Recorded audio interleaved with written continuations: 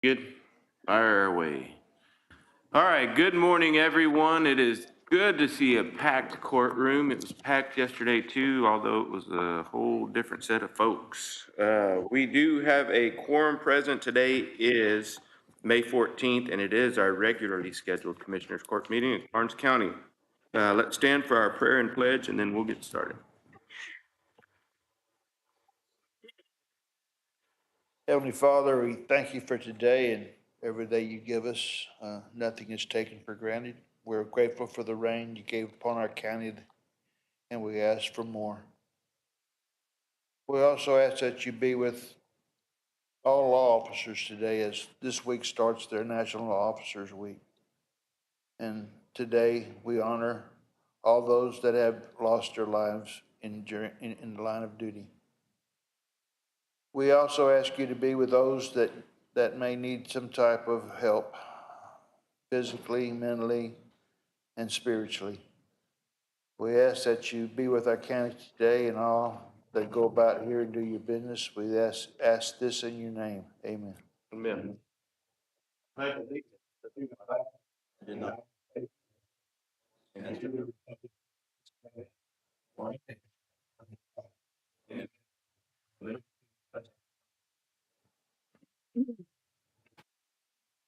Okay, Ms. Liao, do we have anyone signed up to speak this morning?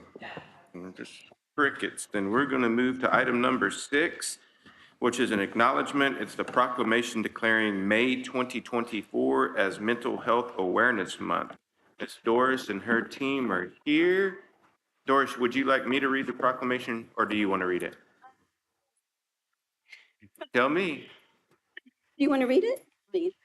I've been reading it for yesterday. Then I'm going to let you read it. Okay. I'll read it. Thank you, city. Not the city. That's tonight. Thank you, Commissioners Court, for having us here this morning. We appreciate your time and allowing us to express the awareness of mental health. And I'll go ahead and get started. Whereas in the vast landscapes of South Texas, mental health stands as a cornerstone of our collective well-being, deserving and recognition and support. Whereas it is crucial to acknowledge the unique challenges faced by rural communities where access to mental health resources may be limited and the stigma surrounding mental illness may be partially pronounced. Whereas the resilient spirit of Karnes County is undeniable, yet the prevalence of mental health challenges within our communities cannot be overlooked, with many of our neighbors silently grappling with the burden of mental illness. Whereas the harsh reality of suicide casts a shadow over our region, with the Texas bearing one of the highest suicide rates in the nation, exacerbated by easy access to lethal means such as firearms, which contribute significantly to the tragic loss of life. Whereas a person-centered, trauma-informed, and community-connected approach to recognizing the signs and symptoms of mental illness is fundamental in providing access to resources and establishing continuity of care.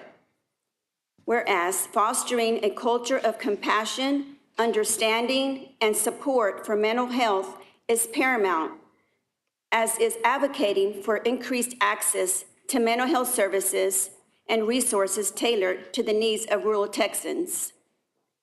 Whereas the collective strength of Karnes County lies in our ability to come together, raise awareness, and take action to address the mental health needs of our community.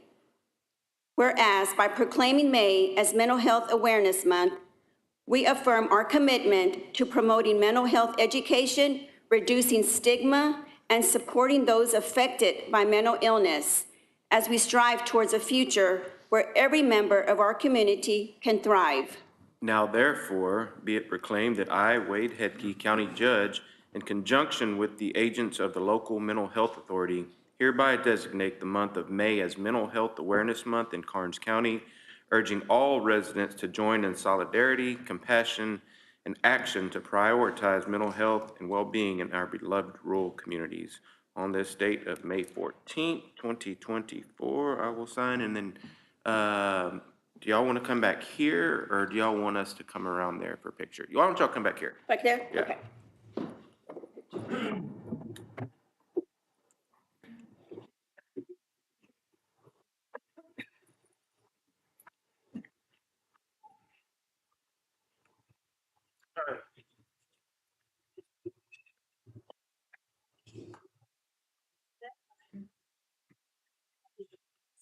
Okay, gather up around the judge, y'all.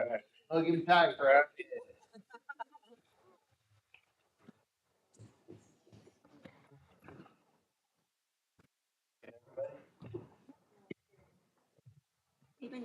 I'm around.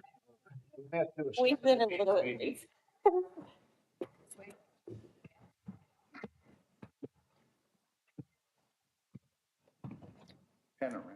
Panoramic. Okay, ready? I'm gonna take a few.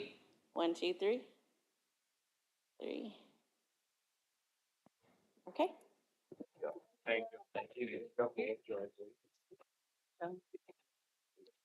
Yes, ma'am.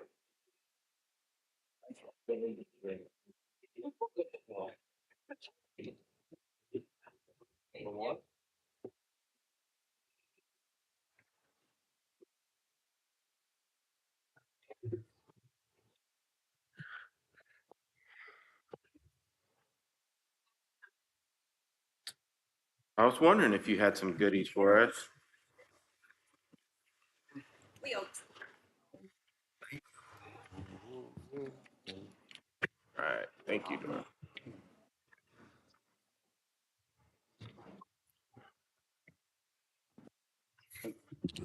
Judge, may I say something? Sure.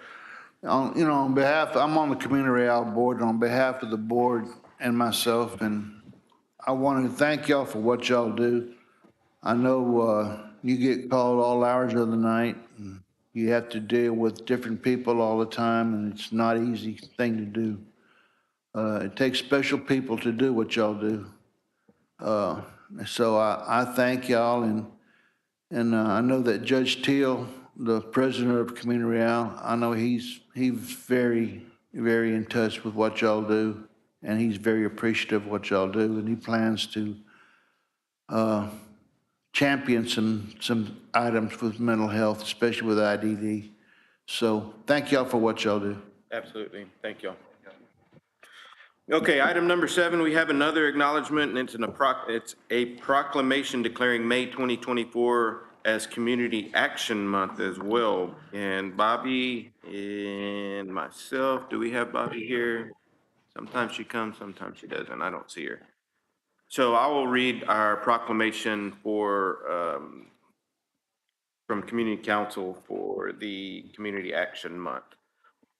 Whereas the Community Council of South Central Texas Incorporated was established as a community action agency on May 11th, 1965.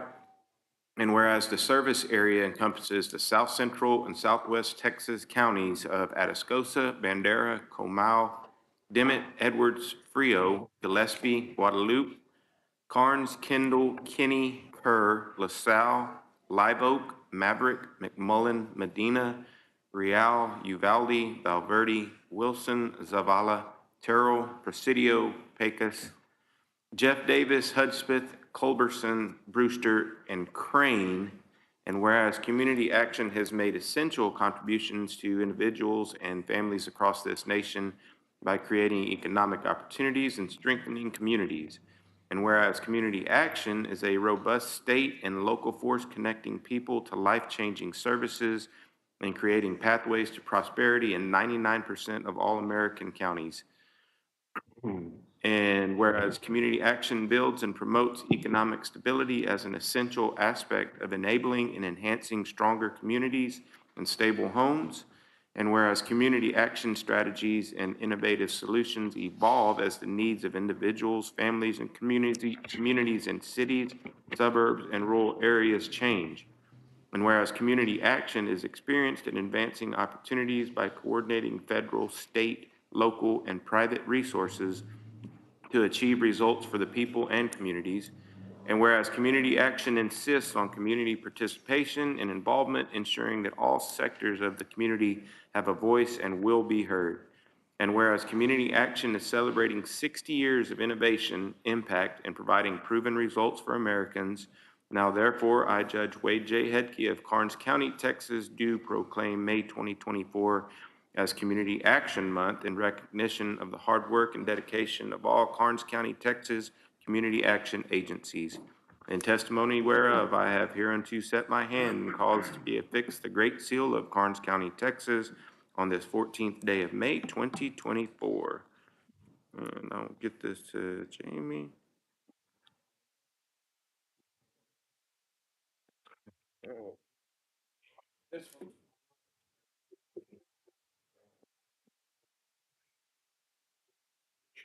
Any discussion on proclamation? If not, we have item number 8 and 9. I have sent both of these. This is from Langford. These are contracts, financial stuff. I've sent those up to you and David to review last week. It was late last week. And so I'm going to table these until the county attorney's office can look at these and make sure that we're in compliance with whatever they want us to do there.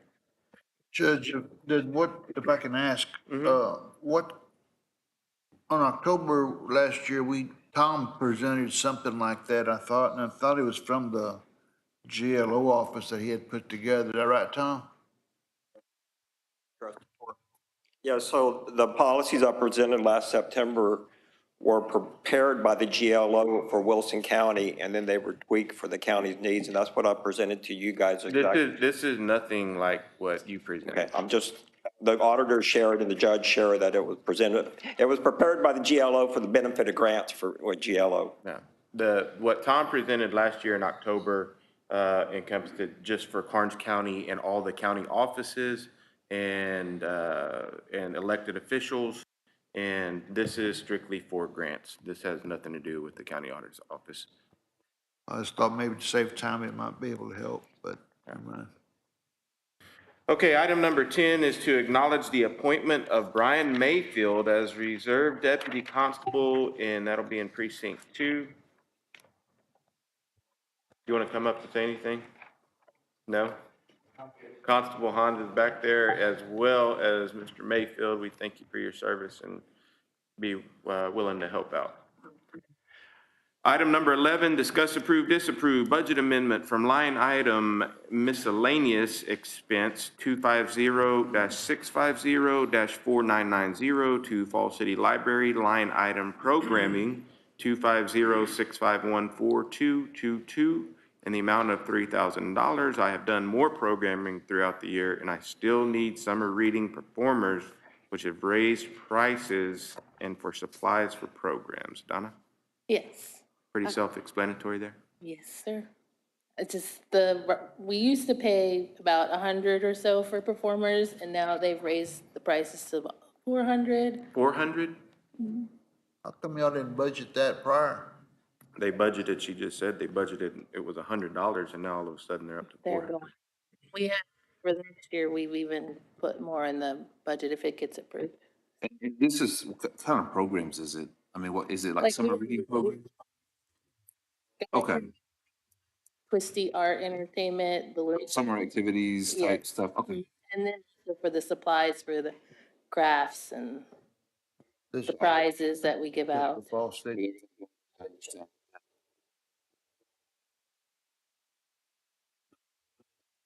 Approve the budget amendment as presented. Second it. Okay, we have a motion and a second. All those in favor signify by raising your right hand. Anybody opposed? Motion carries. Item number 12 is discuss approve, disapprove budget amendment from line item miscellaneous expense 250-650-4990 to Fall City line item books 250-651-5900 in the amount of $3,000. The reason for this is books continue to rise in price, and I am purchasing more to keep up with requests from the patrons. Typically, books were $24.95 a piece, and now they're up to $34.95 a piece.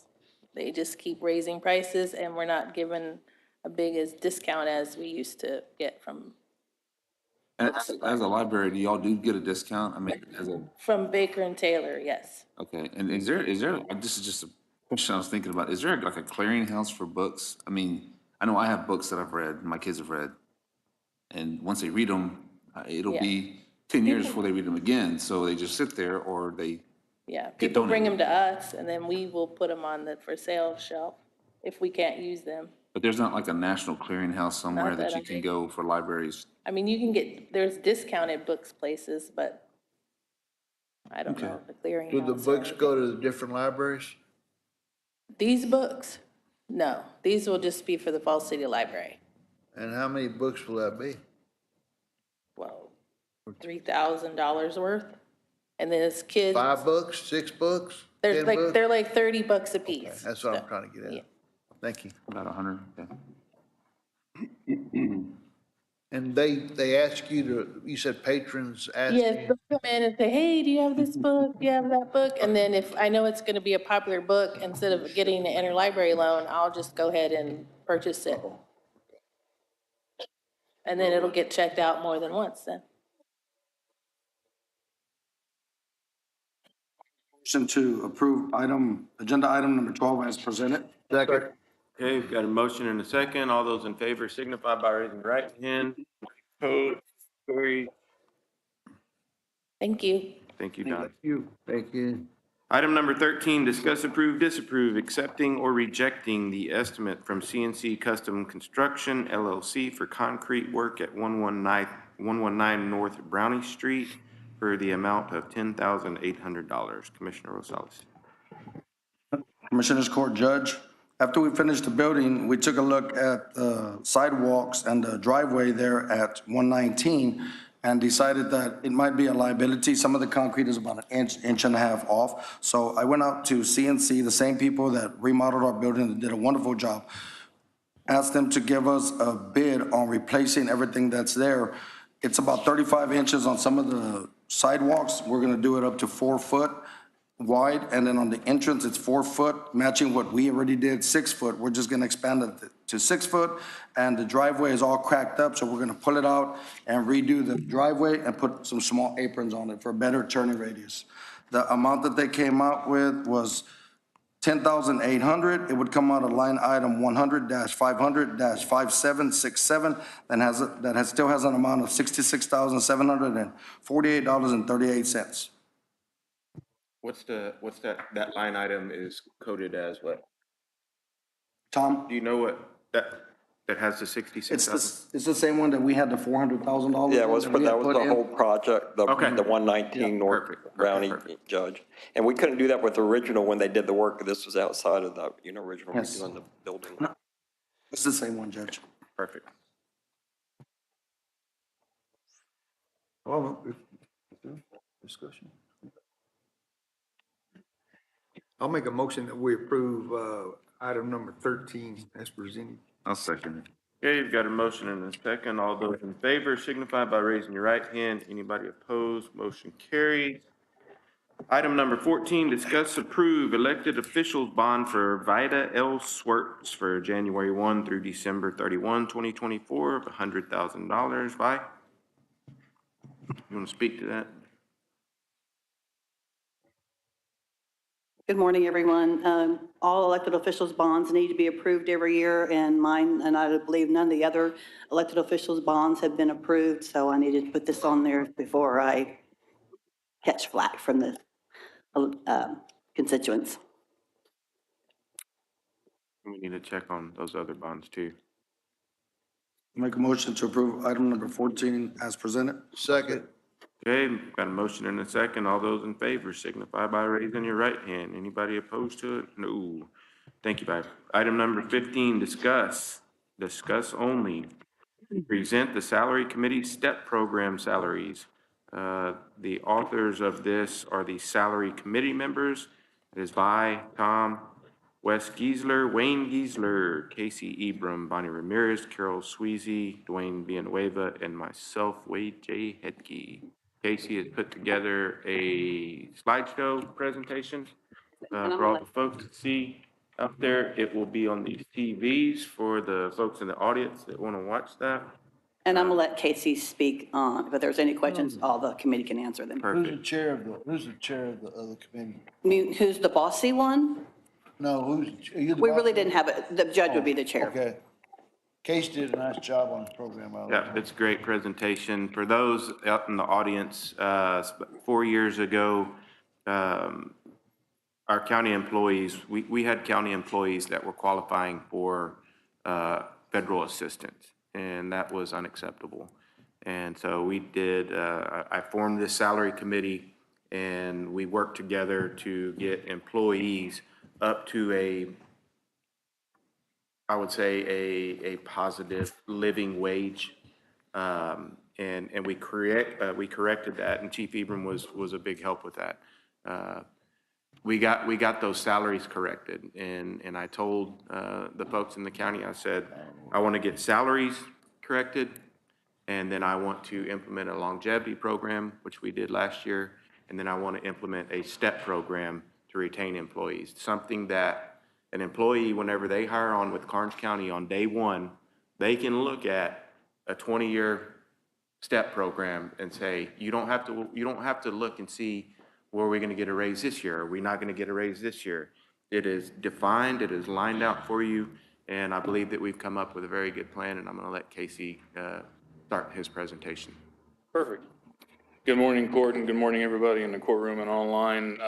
As very well stated by the judge, what I'm here today is just to present what the work the committee has done, just to kind of visually represent what it looks like for the court here and as well as the public. That way, within the next 2 weeks, preferably within the next week, any feedback or recommendations or changes that you have for the committee, we can take that under consideration and make those appropriate changes for a secondary proposal and then hopeful approval as we go closer to the next upcoming fiscal year. So as already stated, this is just, again, a non-action item. Nothing in this presentation is considered to be approved until voted on by majority vote in the court. As stated in the agenda item itself, here's just a representation of what the committee members are. I believe everybody's, minus Ms. Sweezy, is here today. So as the judge already stated, this is kind of a three-step process. The journey started 2 years ago, trying to establish fair and equitable living wages for all county employees. That has already been completed. Last year, as the court is aware, we implemented the longevity program, and given the economic situation that we were in as well, there was a 3% cost of living adjustment that was provided to all current employees at that time. And today, what I'm presenting on is the proposed STEP program that the Salary Committee has developed for consideration. So the benefits of it is, number one, it's a recruiting tool. So you have to look at not only as a county government, but competing with the private sector, right? It is what it is. We have to be able to provide some type of competitive edge, if you will, when it comes to wanting to bring employees in the door, as well as keeping them in the door. When we talk about the actual steps here in a second and how that looks and how they're broken down, retention is kind of the meat and potatoes or bread and butter of this STEP program, is to try and, number one, keep people on day one aware of what the steps are, and then number two, allow them to go through the years of service qualifying events to get them to that next step, and hopefully we'll retain those employees in. Because again, if an employee comes in and is in here for a year or 5 years and then leaves the county, that is money wasted, meaning that we spent so much time, money, and investing in that employee, as well as training that employee, their experience in how Karnes County works and the government itself, and then for them to leave, it's a lost opportunity. Nice thing about this too, again, it's fixed and known. As a commissioner's court, you can quite literally plug in the numbers today and factor it into 20 years for every single employee at Karnes County. And it eliminates the need for any last second or unknown raises that may have to come, whether it's a 3% this year, a 5% 2 years from now, or a 3% 6 years from now. This is all structured out for the eternity when it comes to the STEP program. And then ultimately too, and we'll talk about the actual cost of this, the implementation cost versus the maintenance cost, significant reduction in price once you look at what it's going to cost to turn it on and maintain it over time. And honestly, it's cheaper to do a STEP program as what's being presented today, because if we continue to go down a path of 3% a year, 3.5% a year, this factors out to be actually cheaper to the taxpayer at the end of the day. So the basics of what this program includes is it includes 143 employees. Couple of things to note: elected officials are not eligible to participate in a STEP program. Mr. Ramirez had put that out through TAC and I believe the judge as well got clarification that elected officials are not able to participate, so they're not included in this proposal. And secondly, the committee's consensus was that the deputies, investigators, because they received a $10,000 a year compensation increase last year, to be omitted during the STEP program and to be considered into the future post this implementation period of 1 year. The starting pay rate, so just some quick clarifying points here. So the starting pay rate as approved by the court was 2 years ago, so fiscal year 22 to 23. That was basically the first step in this 3-step process. So that for any new employee that's hired, if approved in the future, if this STEP program is implemented, any employee hired after October the 1st would start at that starting pay rate. So the steps would be based on that starting pay rate. So as a entry-level clerical position within the county, that's $19.23. That's $40,000 a year. For any current employee, the starting pay rate would be that starting pay rate from 2023 to 2022 to 23, plus the 3% cost of living adjustment that was provided last year. The steps themselves, there's 10 total. So from entry point all the way out to 20 years are based upon completed years of service for the county, not necessarily just the position. And then finally, it's, as I already stated, it's capped at 20 years. So there was some discussion amongst the committee on whether or not we should extend that out. I believe, just personally, speaking from one person's perspective, I believe 20 is a good number to land at, because longevity continues in perpetuity until that employee retires from Karnes County. Correct. So visually representing what the steps look like. So I stated again, step 1 is the entry. So when somebody gets hired on day 1 at Karnes County, they're quite literally in step 1. So now throughout the next 10 steps, based upon years of service, I'm going to read through these just quickly. After 1 year of completed service, at the end of that period of time, it's 5% increase. After 2 years, so the next year, after 2 years of completed service, it's 6%. Then that person sits in that pay rate for years 3 and years 4, and when they hit their 5th year of service, they get a 4% raise. So there's maybe a question, or what do you want to call it, a shock factor related to, and that's math will tell you it's 15% in the first 5 years. That is the maximum retention window for an employee. Again, I stated at the very beginning, you have an employee that comes in the door, their opportunity to leave is probably going to be within that first 5-year period. And then the turnover rates that Mrs. Pruski prior to her passing, and I'm sure Ms. Ramirez can provide, is our highest turnover rate is within that 5-year window. So we have to make a good decision on how we can hopefully change that paradigm. And we think that being able to have a little bit higher opportunity for compensation for the first 5 years will keep that employee vested into Karnes County. Second of all, math being math, 15% divided by 5 years, that's 3% per year annually. If you really do the math, it's 3% per year. So when you finish year 5, you sit there for year 6. Once you hit year 7, it's 3.5%. You'll sit there until year 10, it's another 3.5%. And then for years 12, 15, 17, and then eventually to 20, it plateaus at 3% for those periods of time. So again, if you kind of represent this in a graphical fashion, you have a higher percentage of raises for the first 5 years, and you start to lower down to 3.5, and you plateau at 3% all the way out until retirement. And so over a 20-year period, and I alluded to this earlier, this ultimately is cheaper. Because again, if we do a 3% every year or 3% every other year, it's almost the same as every other year, but it's 1.7% over a 20-year employee's tenure with Karnes County. So I wanted to represent 2 scenarios for you as a court so that you can be prepared to answer any questions or provide feedback to the committee as far as how is this going to look monetarily for an employee. So the first scenario you have in front of you is the new hire. So anybody, again, as I talked about earlier, that is hired after October the 1st, this is how this system would apply to them. And I use the $19.23 an hour, the $40,000 a year position, which is a large majority of our current positions, would be applied. So again, just visually, you see at step 1, they're at $19.23. When they complete their first year of service, they get that first 5%, and then it goes up to 2019. That equals a $42,000 annually. And I'm not going to read them each, just for the essence of time, I'm not going to read them individually, but as you can see over a period of their 20-year cycle, hopefully with Karnes County, this is what the hourly rates reflect as well as the annual rates will reflect. And again, I wanted to represent below on the bottom the gaps, if you will, for the 2-year to 5-year gap, and then the 5-year to 7-year gap, the 7 to 10, 10 to 12, 12 to 15, 15 to 17, and 17 to 20. So we had a discussion about this too. It's kind of like a sawtooth, if you can imagine, right? You get a raise and you're kind of sitting there and then you get a raise. It's kind of like sawtooth pattern. The beauty of that is that what we currently have in effect with Karnes County is you have longevity. That's something every single year. Granted, it's $240 per completed year of service, but it's cumulative over time, right? So it offsets that sawtooth gap, if you will, for those 2 or 3 year gaps once you get past that second year of employment.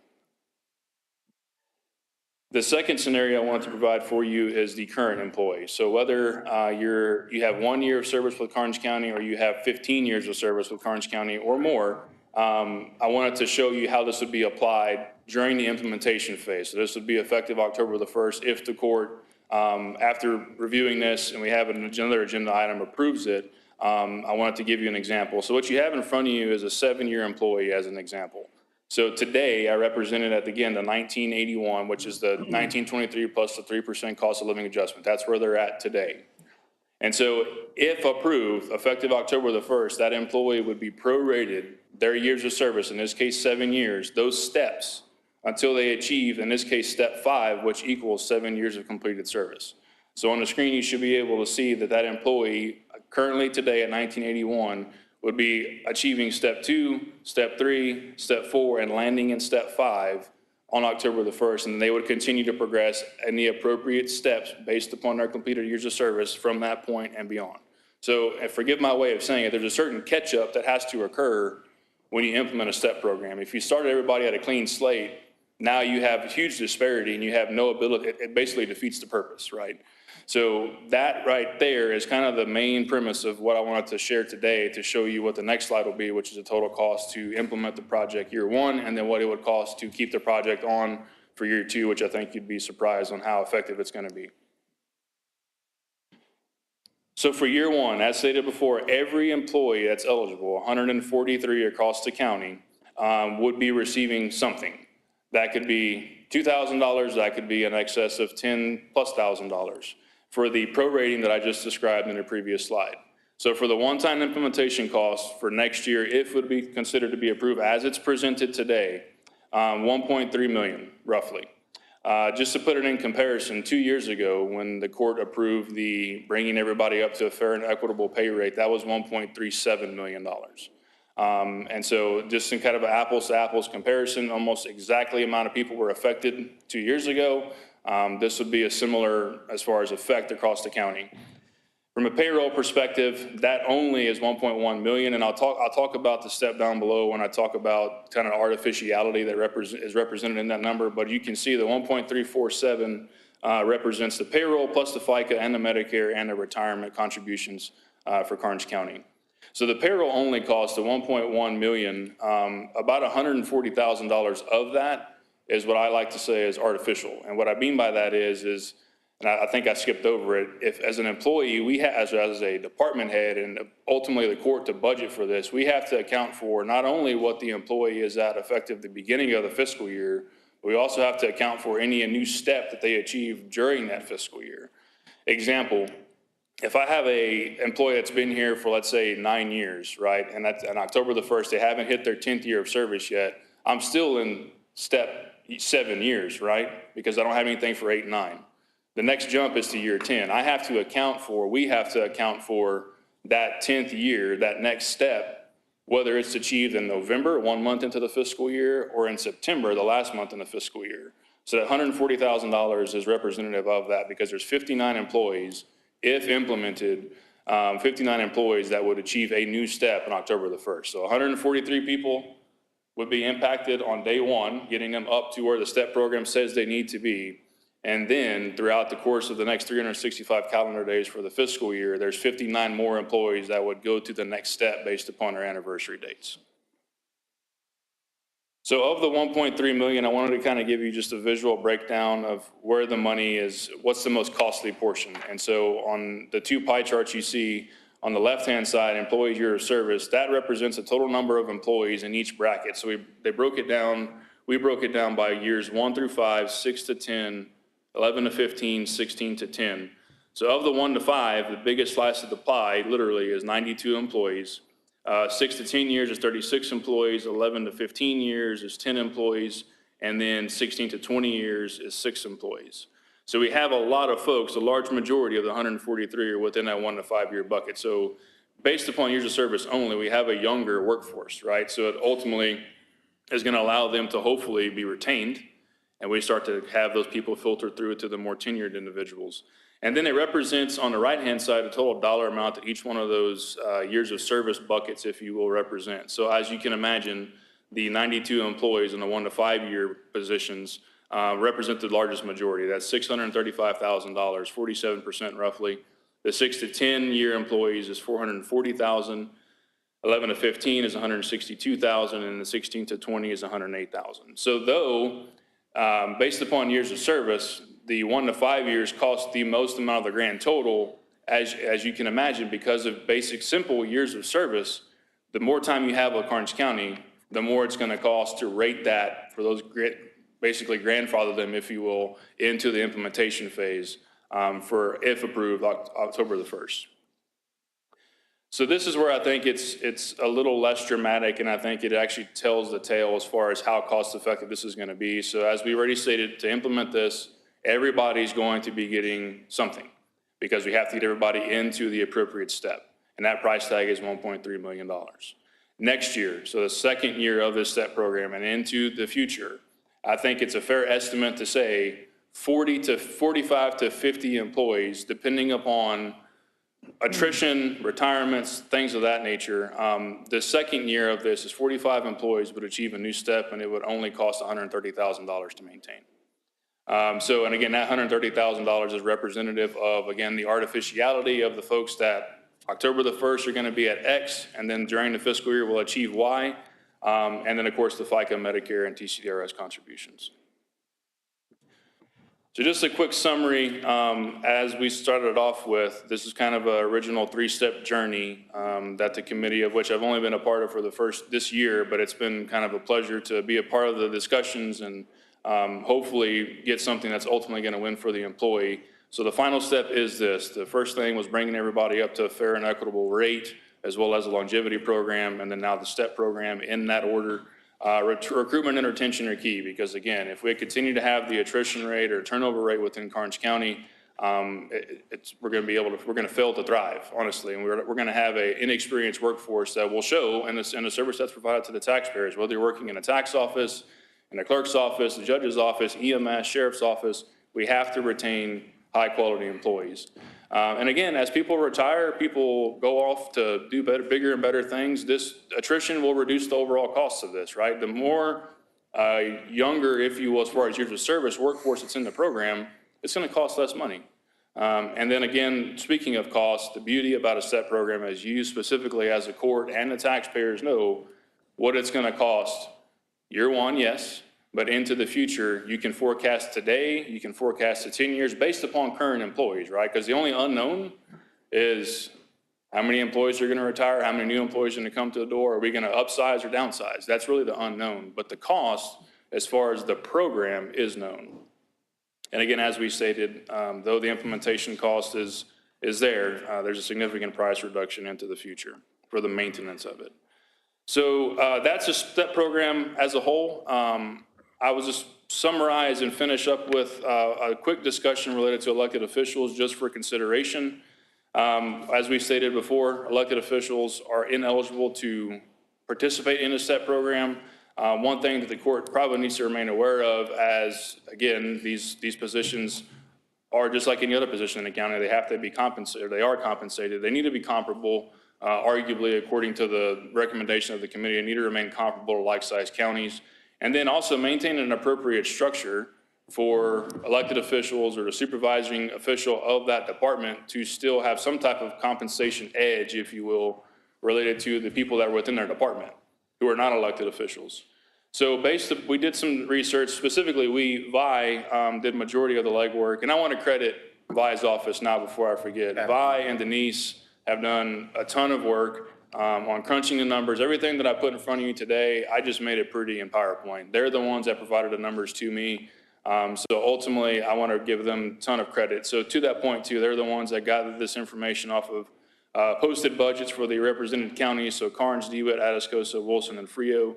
What you'll see, Karnes along the top for each elected official's position: judge, attorney, clerk, district clerk, county clerk, treasurer, tax assessor, collector, commissioners, sheriff, constable, and justice of the peace.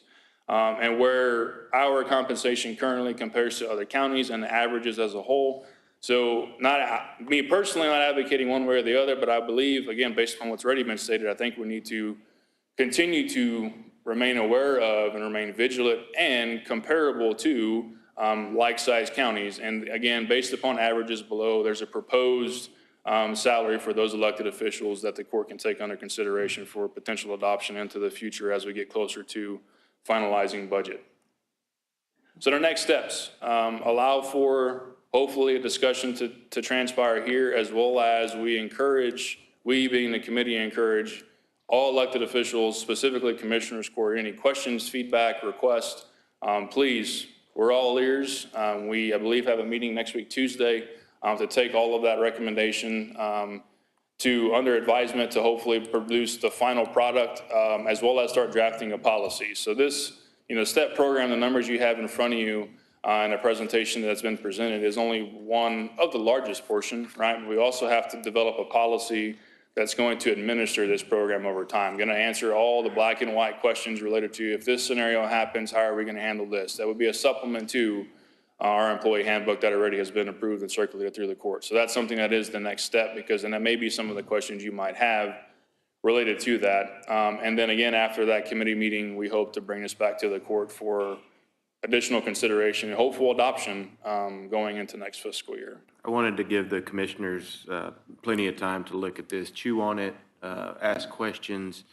As probably Tom has told y'all, budget is fast-paced, and there are deadlines that we have to meet, and to implement something like this is going to take a lot of number crunching in the auditor's office. And I've got I think all of the meetings done with elected officials and department heads. So I've got all my numbers for that. Tom and I will meet in the next, what did we say? June. to start putting together the whole budget, and this is a major factor going into that. So I wanted the elected officials and commissioners to have ample time to look at this and ask questions to the committee.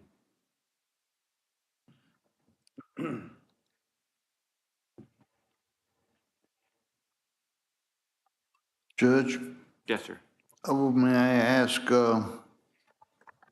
with the change in leadership that'll be taking place, and I'm referring to the sheriff's office. I don't know if the new upcoming sheriff may think about what he's gonna do, but I think that with EMS getting the overtime, there may be something this committee should look at for the sheriff's office as well. It may be something that they're gonna be asking. This needs to probably be in place by then too. But of course, that's budget time, so we discuss. How did y'all come up with starting with 5%? Why not 3%? The first year? Like Casey said in the beginning of the presentation, I don't want it to sound terrible, but it's almost like you're dangling that carrot. You want to reward those newer employees with more upfront to get to retain those employees. And so whenever you see that presentation play out over the 20 years, that's why you see it's up and then it will taper down and then essentially back down to that 3%. So I guess if I understand right, like step one, say right now, everybody's in, there's a current salary they're getting paid. So they're gonna take that current salary, you're gonna multiply it by 5%, and that number will give you, and it is if you're a tenured employee, I guess, and then you multiply that number by 6%, then you multiply that number by 4%, and then it's a 2-year nothing for the older employees. Yeah, correct, for current employees. But for all employees, Yes. but the older employees will be the one getting the biggest bump. Yes, because, I mean, if you have some, That you're rewarding them for their Correct. time of service. correct. And what's critical about the pie chart graphs that we went over, if that was reversed and we had, if we had a whole bunch of older employees, then this may not be the Yeah. right thing for the county. But since it works, the majority of our workforce is on the younger, the 1 to 5, 6 to 8, I 1 to think, 5 and 6 to 10. 6 to 10 is, it works well. Okay, and then I wondered, you said all 143 employees will be getting something. For year one, yes, sir. So like the current, and I don't think we need to look at names, look at positions, correct, Judge? Yes, sir. And like we have people in the jail, the dispatch, I know some people, don't think much about them maybe, but nevertheless, they're gonna be getting compensated to a decent salary? We can attract good people for that, correct? Absolutely. That's the goal. That's the goal. And the overall goal, the 4-year, 3-year goal that I saw, and then I had the help of the smart people, is get folks paid the way they need to get paid to be able to live. Implement that longevity that's going to be perpetual, like Casey said. They're gonna get that every year.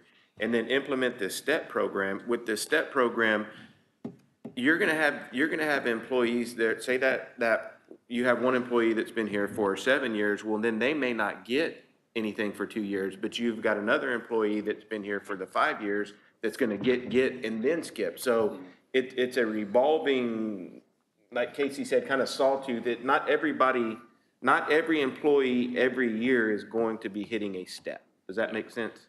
Yes, I understand. And Commissioner, just What to- about some of these people that are, like, I'm gonna ask, like, I said, and see the doctor's positions aren't in here. Your doctor,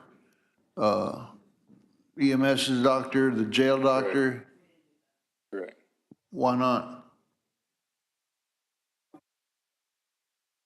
Contract, she said. Okay, I just wanna make sure, Yeah.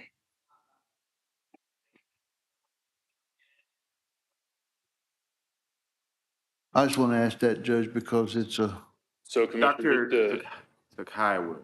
reside, yeah. I mean, Dr. Isaiah will. Correct. So to Because he's answer your full. question about the 5%, just if I can just add a little bit to that, is, so again, proportionally, a $40,000 a year salary within a year one employee compared to, let's say, a $60,000, $70,000 position for a 6 or 10-year employee is proportionally different. So in the name of not giving that person basically 3%, everybody kind of clean slate across the board, proportionally 5% means more and monetarily impacts that employee almost the same as a 3% for a higher end employee. So as you, again, you have a lower compensation scale at the beginning of your tenure with Karnes County, hence why the curve is a little bit more inflated on the first 5 years of employment and then plateau out, because they ultimately were trying to play this game of annual gross and trying to get everybody, again, a fair and equitable wage. And if you look at it, you're not gonna get rich working for the county. And I don't mean that to deter people to come to work. You're not gonna get rich on a salary working for the county. You are going to have incredible benefits, and you are going to have incredible retirement if you stick around. And this is just another retention tool, a recruiting and retention tool to get folks in for that. Sure.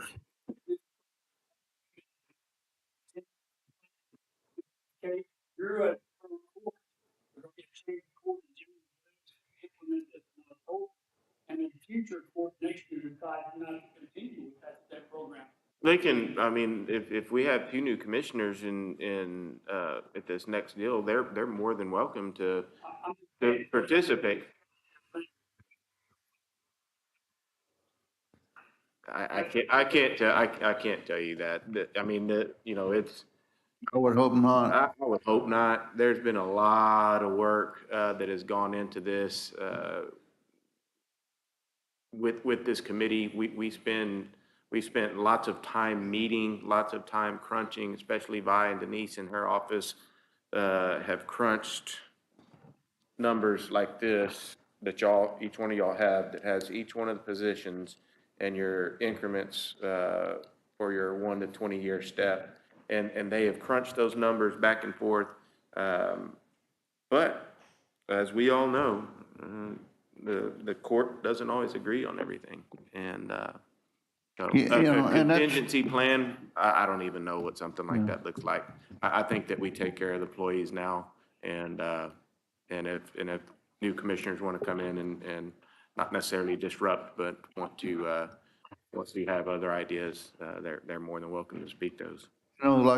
Judge, you're right, because things have changed, because before you were always kind of, holding us back from trying to give any raises, because you thought about the economy and all, you thought they were getting enough, everybody was getting enough money. Yes, he did. And then I'm glad that the elected officials aren't going to, right now, I don't think they need to get anything, because we were told before, we're part-time commissioners, so what's the difference? I mean, I think the Commissioners Court right now is getting everything what they need to get, but going again, another court may change their mind next year. Also, how come I didn't get Goliad and Gonzalez and B County that joins all our counties for the elected officials? We can definitely get that I information. mean, I think the counties that touch us are the ones that count, not Frio. We can definitely get those numbers and add them into the average.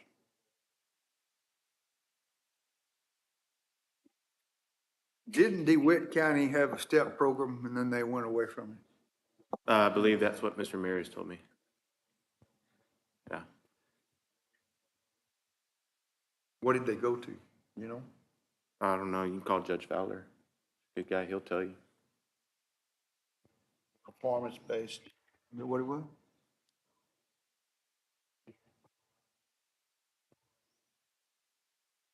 Any other questions or recommendations? When is your meeting? You're having the next meeting? The 21st, next Tuesday. Right. What time?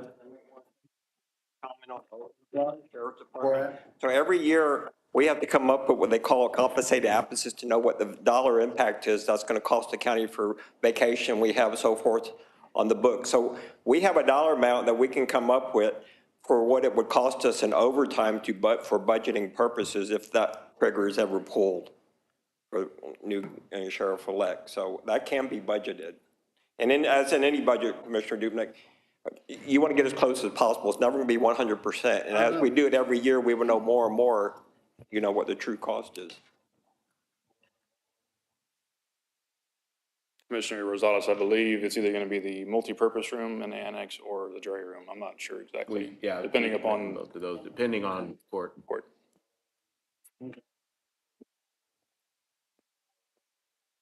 And again, we're happy between the committee members, the judge and Commissioner Geisler sitting on a committee. They're definitely good resources into kind of the mindset and the discussions that have transpired. But anybody else, just speaking on myself, and I believe I would agree with everybody, is that we're all happy to have a conversation and kind of give you what has transpired to lead us to this point. Because again, there were 3 additional programs, the percentages specifically, there were 3 additional options that we discussed ad nauseum related to what was the best one, and we landed on this one, which were referred to as the 3rd option.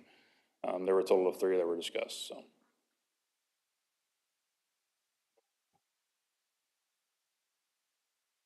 Or questions, discussion from commissioners? No, Judge, I have nothing. Okay.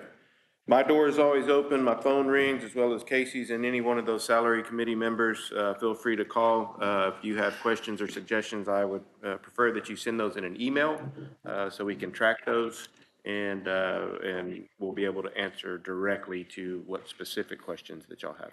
Judge, if I may, I would like to say to Casey and the committee members, there is a lot of information, and there was a lot of back and forth. Casey, thank you so much for the presentation. Absolutely. That was exceptionally done. Appreciate it. Thank you.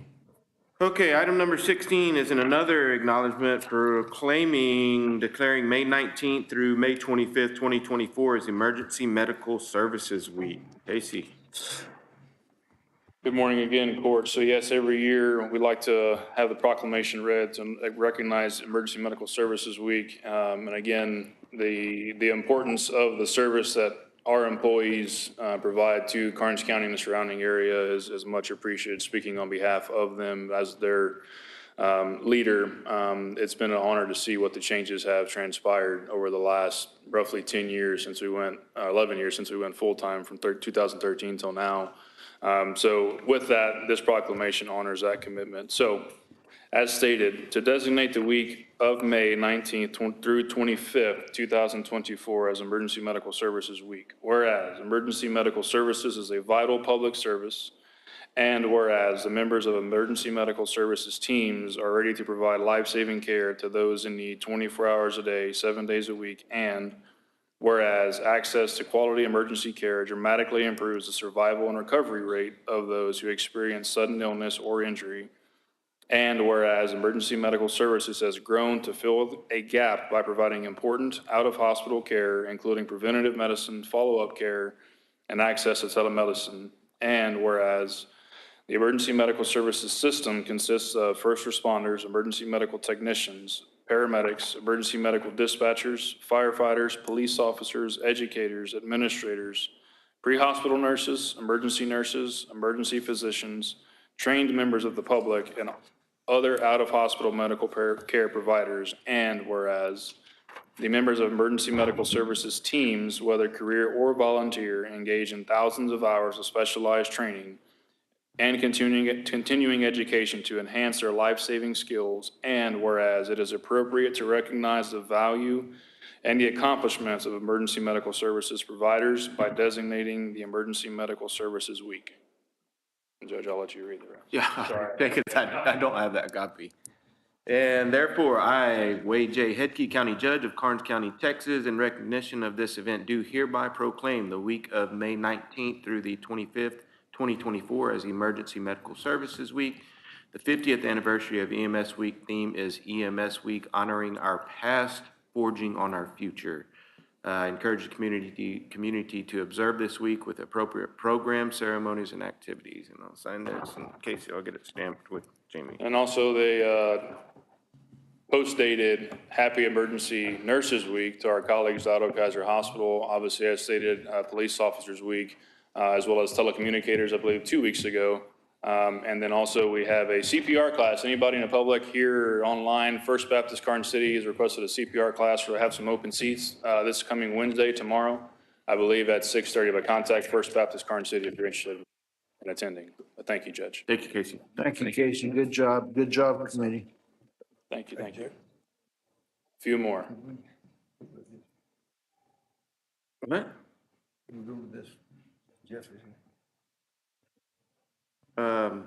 No.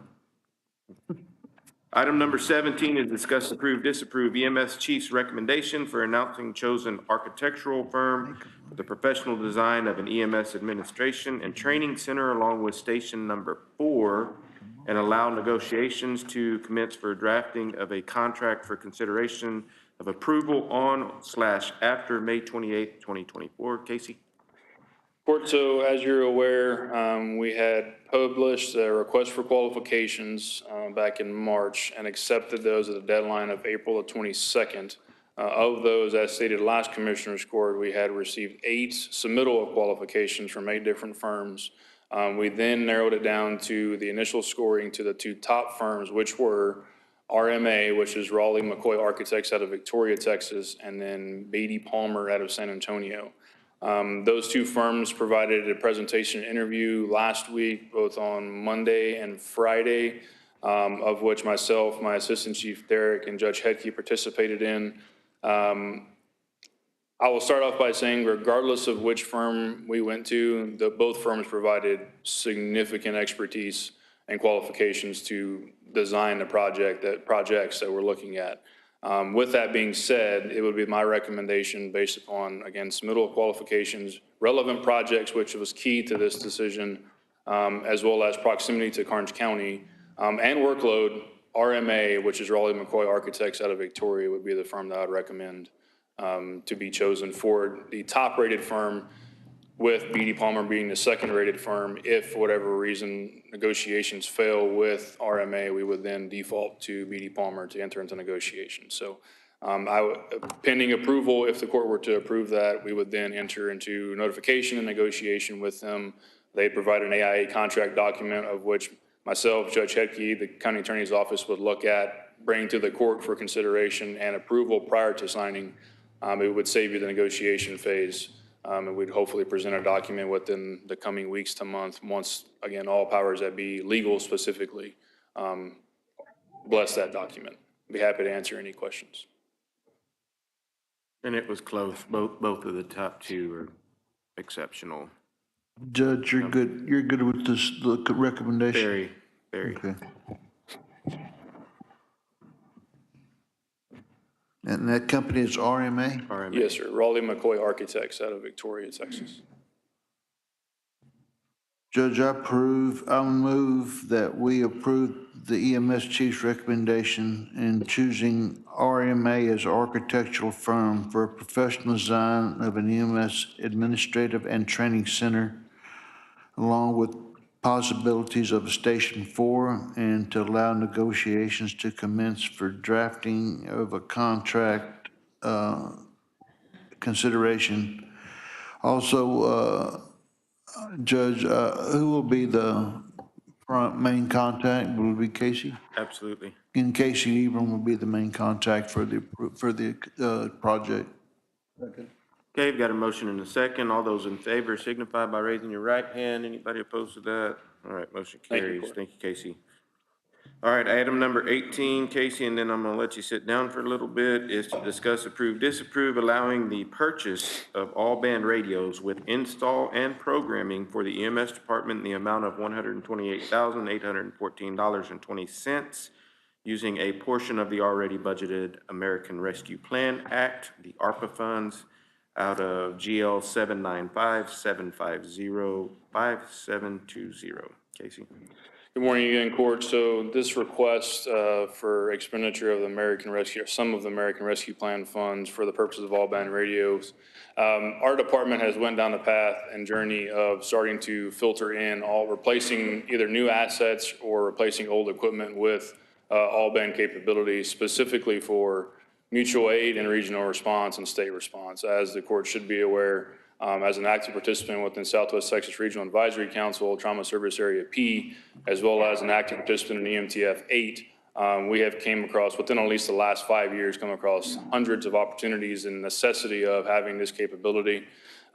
With the American Rescue Plan, again, non-taxpayer dollars, non-Karnes County taxpayer dollars, I believe provides an opportunity to replace the remaining, majority of which are handhelds. All of our mobiles, there'd be 2 mobiles in this purchase, which would get our 2 remaining ambulances. Everything else is already equipped with that radio technology. So that would be, again, for the purposes of handheld radios that are on the side of our employees' hips. Again, today, just to put it in perspective, Gonzales County, if we were to mutual aid them, we wouldn't be able to speak to them on their primary frequency. We would have to divert to Texas VHF interop channels, which would be like VMed 28, which we do all the time, but they are limited. Same thing with Wilson County. We have no ability to talk to them today because they are on the LC. Both entities are on the LCRA network, which is a 700 megahertz radio system. Just to put it in perspective, as an example, Gonzales County had held, but wasn't host to, but in Gonzales County 2 weekends ago, I believe, they had a large musical festival. And so they have multiple mutual aid agencies that were identified as potential candidates for help if something big or bad were to arrive with or happen within that event. And the communications plan for that event was quite cumbersome because you have people that have the capability and don't have the capability. And now you have to have potentially 6 different talk groups or 6 different frequencies that have to be monitored.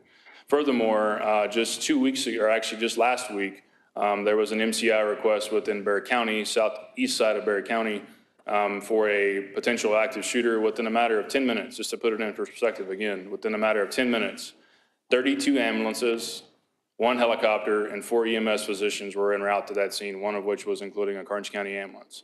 And again, we don't have the capability to talk to anybody in Bexar County. So again, using already budgeted federal grant dollars, I feel that it's a good utilization of those funds.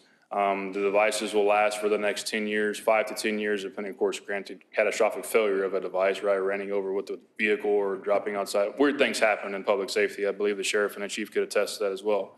But I believe it's a good utilization of those funds and happy to answer any questions. Judge, may I say something? Absolutely. Judge, in court, the money that's, Casey is, Casey and I started this conversation here a while back.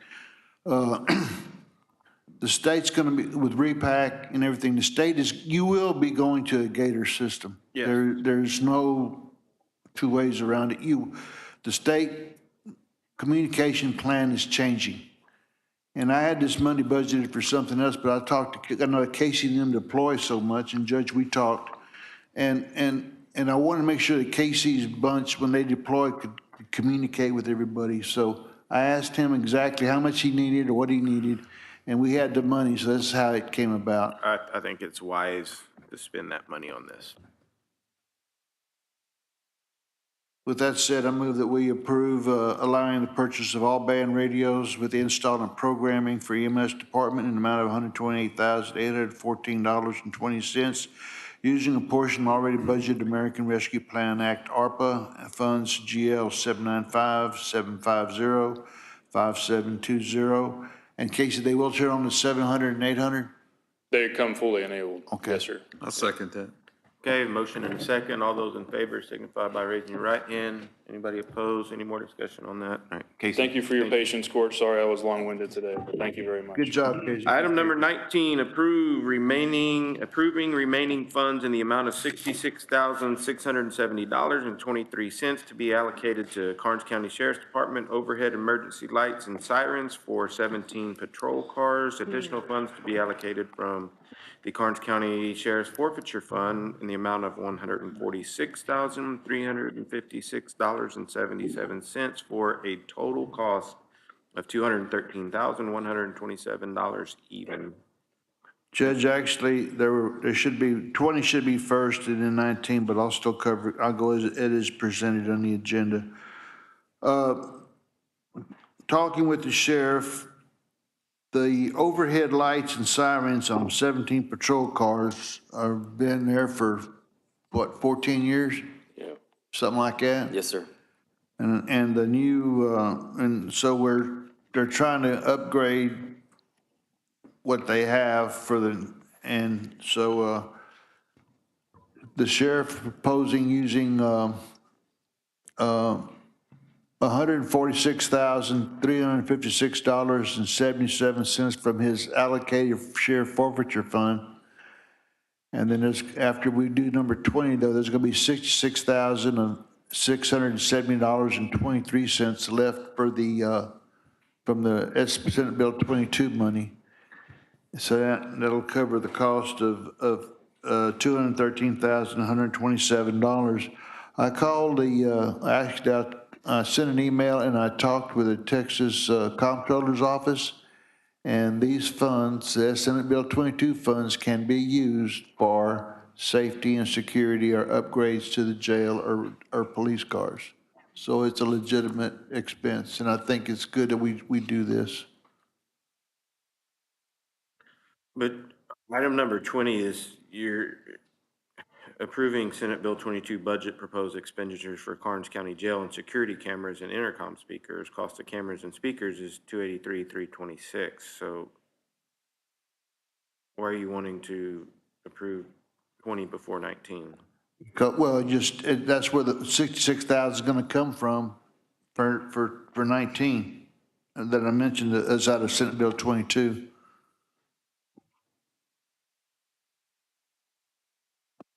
Senate Bill 22 had $350,000. The jail camera is going to cost $283,329.77 to include the speakers. So that's going to leave remaining $66,000.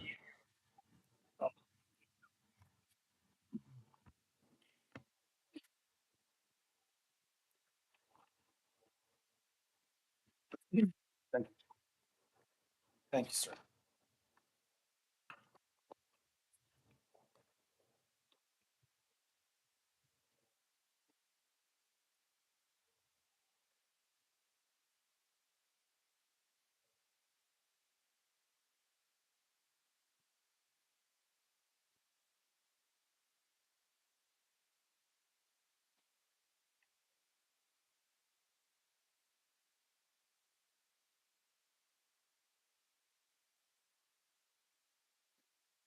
Any questions?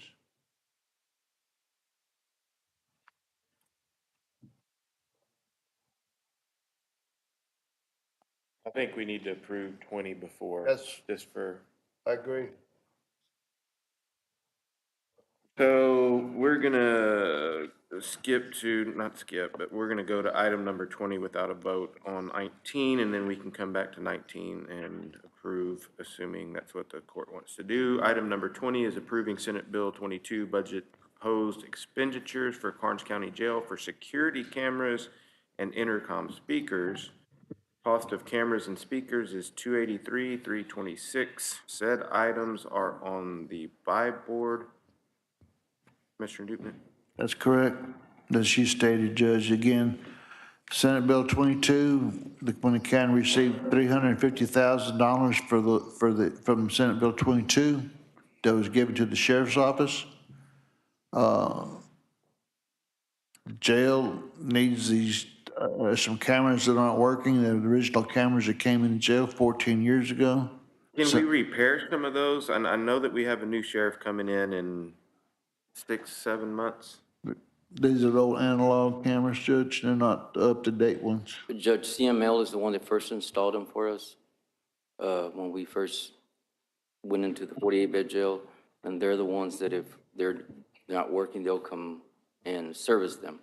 But some of them will need to be changed. Also on the speaker systems, the same thing. It's so muffled in some of the dorms when the inmates are hitting the button that they need some, or you want to talk to them. It's very muffled. It's hard to understand what they're saying.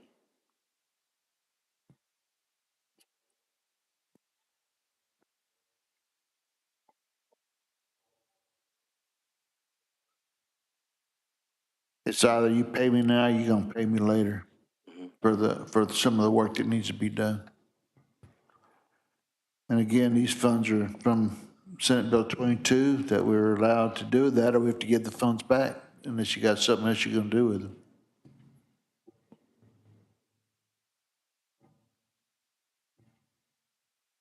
That a motion? Yes, I'll move that we approve number 20 as presented. I'll second. Okay, we've got a motion and a second. All those in favor signify by raising your right hand. Anybody opposed? I'm opposed. I think that we should let our new sheriff who's gonna be in. I've discussed it with the new sheriff. Okay. Okay, item number 19 is approving remaining funds in the amount of $66,670.23 to be allocated to Karnes County Sheriff's Department overhead emergency lights and sirens for 17 patrol cars. Additional funds to be allocated from the Karnes County Sheriff's Forfeiture Fund in the amount of $146,356.77 for a total cost of $213,127 even. And the new sheriff has been, I've discussed this with him as well. And I move that we approve number 19 as presented. I'll second it. Okay, all those in favor signify by raising your right hand. Any opposed? I still think that the new sheriff will need to get in and look at stuff before. Item number 21, discuss, approve, disapprove Commissioners Court consent to assign Karnes County's bulk fuel contract currently held by Cruise Incorporated, doing business as John's Oil Company, to the Great Lakes Petroleum Company. Transfer is requested due to acquisition completed by Great Lakes Petroleum Company on March 11th, 2024. Good morning, Court. Yeah, this is mostly an administrative item. Great Lakes Petroleum reached out to us and asked after their acquisition that they be made the people that could send us the invoices.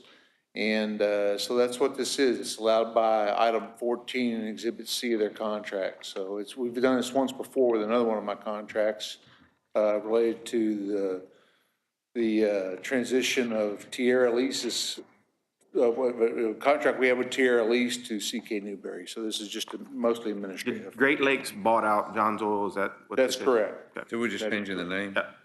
Well, no, Great Lakes bought them out. So we're literally taking the contract from John's Oil. John's Oil to Great Lakes. To Great Lakes. So Same contract that. right. It is largely administrative. Yes, Commissioner, it mostly boils down to changing the name, but technically. I'll make the motion to approve agenda item number 21 as presented. I'll second it. Is it only, are there any changes to the contract, the amount, the price? There's no changes? No It is changes. only in name? Only in name. That's exactly correct. It's transfer of the contract. Okay, got a motion and a second. All of those in favor signify by raising your right hand. Anybody opposed? All right, motion carries. Have you looked at that contract, Ms. Tapia, to make sure that there were no changes? It was looked at originally when we passed it. So, Item number 22, discuss, approve, disapprove, decreeing repairs and improvements to the bridge located on County Road 266 to be public necessity and convenience, and to authorize and approve all documents and instruments necessary to acquire a temporary construction easement and a permanent drainage easement. Wayne and Ms. Tapia. yes, we are currently working together to complete the negotiations to bring back to the court. But at this point, we're just needing to get agreements in place so we can bring them back for approval by the court. Basically just doing the temporary, the deeds for the temporary and the permanent easements, and then getting the owner's consent for those. Yes.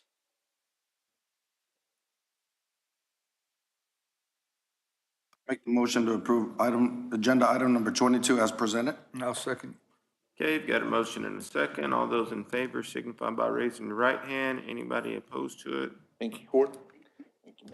Item number 23, discuss / take possible action, status update and possible action on Karnes County Jail located at 200 East Wall Street. Commissioner Dupnick.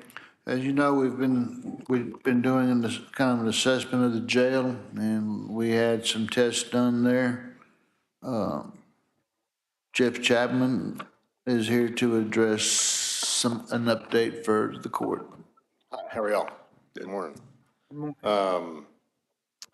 So on the jail, I do have a proposal for y'all's consideration from Thornton Tomasetti, who is the consulting engineer we've retained to do the structural and geotechnical evaluation for both the jail and the annex.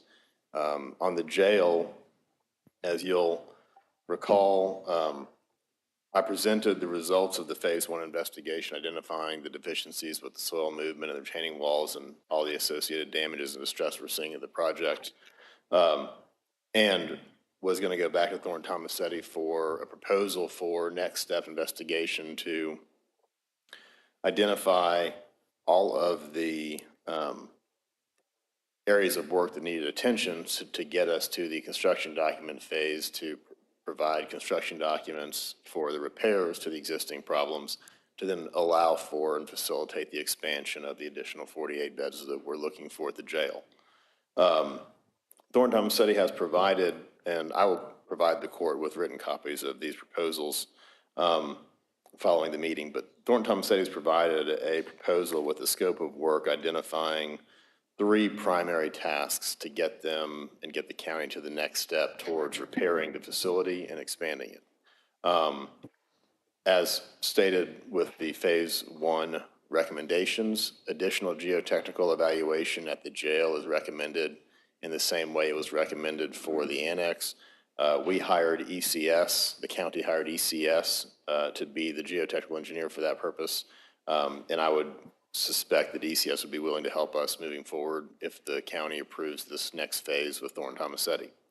Thornton Tomasetti is suggesting that we provide them access to a geotechnical engineer to evaluate the soil conditions around the jail, and the scope of work for that geotechnical investigation is part 1 of Phase 2 of Thornton Tomasetti's proposal. Like they did for the annex, they will prepare a scope of work, and we will provide that to ECS for a proposal and a bid that I can bring back to the county for approval to then begin this phase of the jail investigation.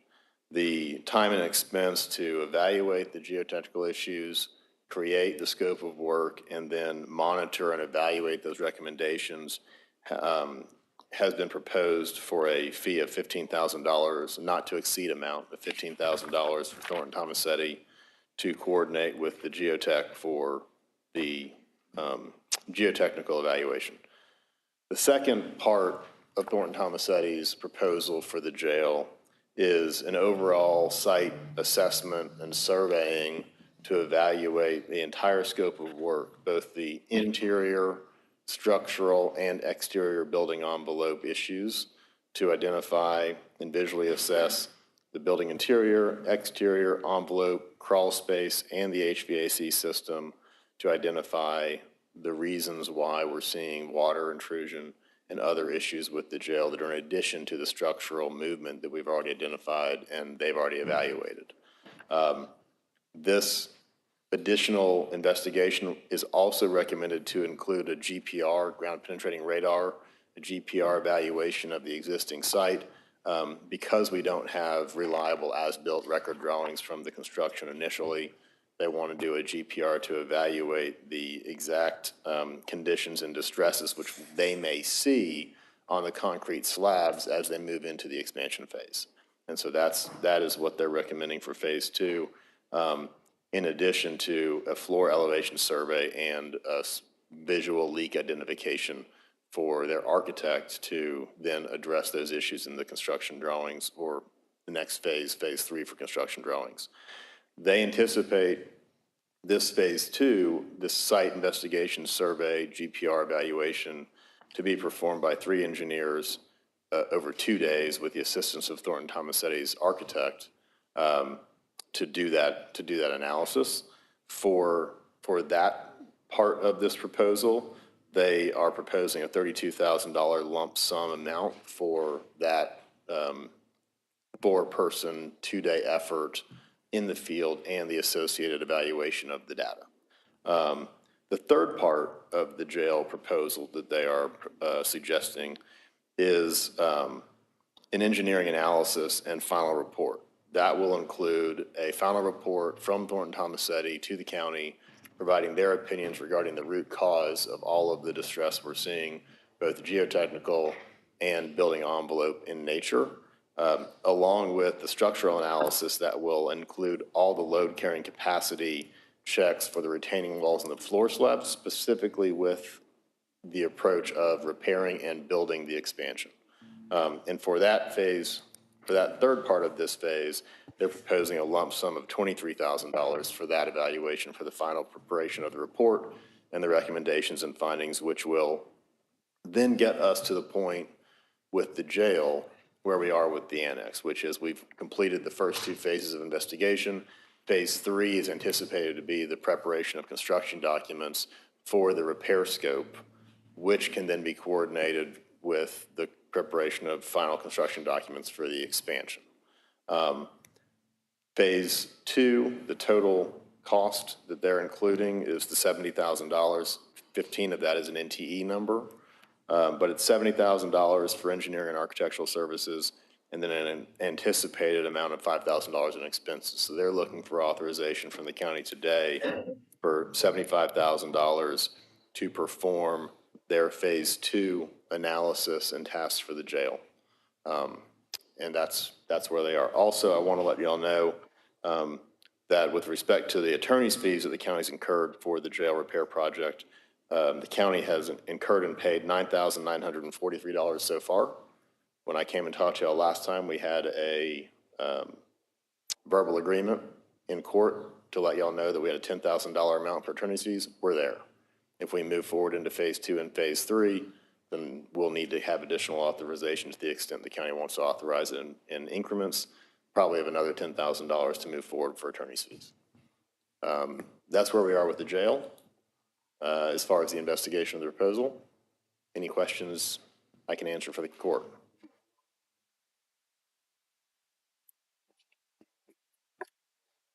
If there are no questions, to move forward, I would need a motion approving the, my firm to move forward to engage with Thornton Tomasetti to provide a proposal to the county for this to accept this proposal for the $75,000.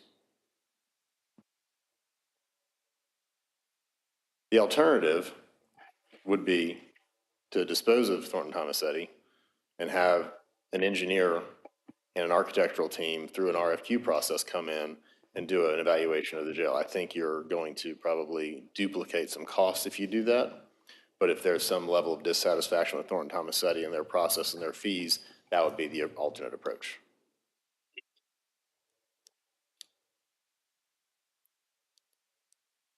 Judge, I move that we, Jeff, you need this for 75,000?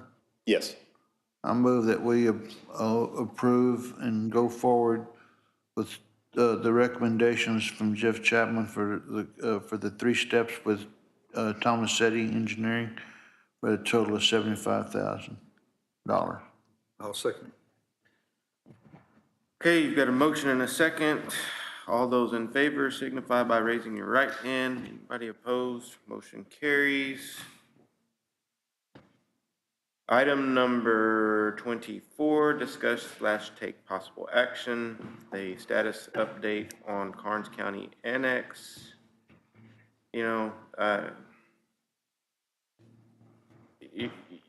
you're taking action on, and there's nothing on this agenda for item 23 and 24 that is specific.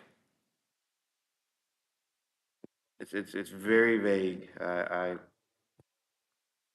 But item number 24, discuss/take possible action, status update on Karnes County Annex located at 201 East Calvert, Karnes City, Texas, 78118. 210 West Calvert. 210. West Calvert.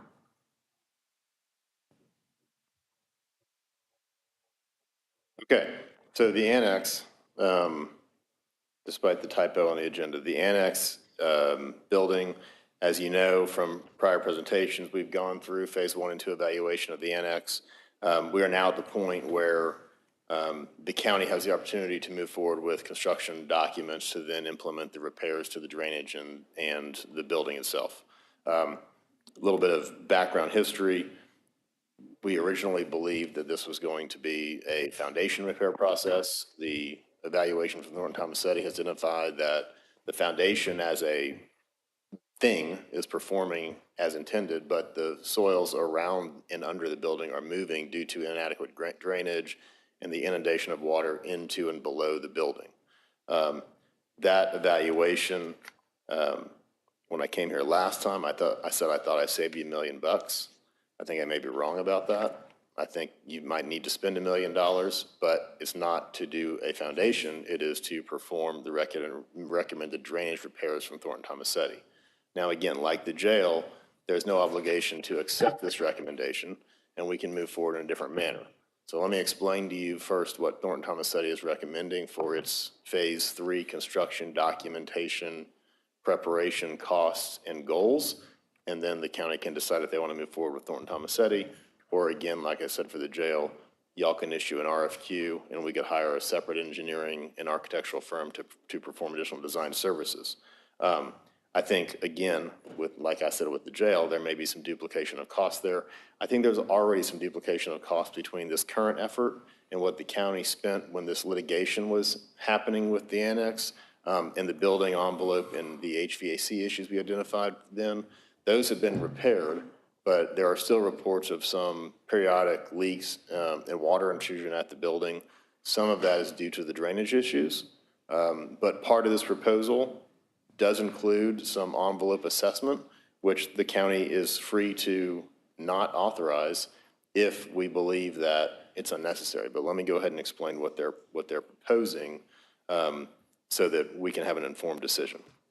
So the results of Phase 2, when I came and presented those to y'all earlier this year, Thornton Tomasetti and the geotech had found there's not an increase or high level of naturally occurring groundwater, but what's happening is the water that's sheeting and draining in and around the building is being pushed into the building still, and in order to fix that, they were recommending substantial drainage and grading repairs in and around the building. Through further evaluation, and I met with Zach Cates, who's the lead engineer for Thornton Tomasetti, in the beginning part of March, and had a further discussion with him about this because he was evaluating the potential needs for the repairs. And his concern that he told me and that is stated in this proposal is that the existing drainage system pushes water into the ground, which then, flows in and around and under the building. Because of the existing grading structure and the elevations of the building, Zach does not believe that there can be minor modifications to the existing facility in order to permanently solve the problem. What they're recommending is really a substantial amount of work to redo the existing drainage and grading around the building, which will require a destruction and reconstruction of all of the sidewalks and flat work and concrete around the building, which what they're recommending is a system that will drain the water, funnel it through a piping system underground, and then creating a detention pond, if you will, on the northwest corner of the property, which is already fairly saturated in the low area, in order to allow that water to be pushed into that area and then drain away from the building, as opposed to being pushed under and around the building and draining through and under the building. It's a much more engineering intense approach, but it's one that Thornton Tomasetti and Mr. Cates believes will permanently solve the problems with the soils and the movement of the annex building itself. To do this, they're proposing an initial field investigation with their civil and mechanical engineers, as well as an architect, all within Thornton Tomasetti's company, to come in and assist and design the repairs that will deal with any water intrusion that might be created because of the exterior repairs that are being done, and also assess and provide proposed repair methodologies for existing leaks in the building. Then, following that, at that same time, they are still recommending that we hire a plumber to coordinate with them during their field visits to try to identify the source of the unknown water leak underneath the middle of the building. We've searched for that in the past and weren't able to find out where that water was coming from. Thornton Tomasetti continues to be confused by that, as am I personally. And they're recommending we hire a plumber during this first field investigation for the design documents so they can evaluate with their mechanical engineer whether there's any plumbing issues that need to be addressed in addition to the envelope concern. Again, we've looked for that and haven't found it in the past. I'm not opposed to looking for it again. I think it exists. It's just been a continuing source of confusion for those folks, including myself, who've been working with this building for so long. The main bulk of the proposal is grading and drainage system design. And what that is going to involve, as I said briefly a moment ago, is instead of relying on directing stormwater underground, the new system wants to avoid that. So the new system is going to replace the existing pavement, regrading the new pavement, and removing the swales in and around the building that are directing surface water towards the building. It would also involve the installation of a traditional basin and pipe system, like I said, that is going to collect surface and downspout runoff and direct it towards what they're calling an infiltration basin, a detention pond, basically. The cost, in addition to this proposal, they're also providing costs for construction administration, which anticipates following the release and issuance of design documents, we would hire a contractor through a procurement process, RFB, RFP, whatever the county prefers, having that contractor perform the design work that Thornton Tomasetti is going to be issuing for us, and they will provide construction administration services. They're also proposing a post-construction quarterly inspection for 1 year, so 4 different inspections by 2 engineers from Thornton Tomasetti to come down to the building and visually assess it post-completion to make sure that it's performing as intended and that the work that the contractor did is sufficient. That is an optional fee that they're asking for. Obviously, we have staff here in the county who can monitor and see that it's operating properly.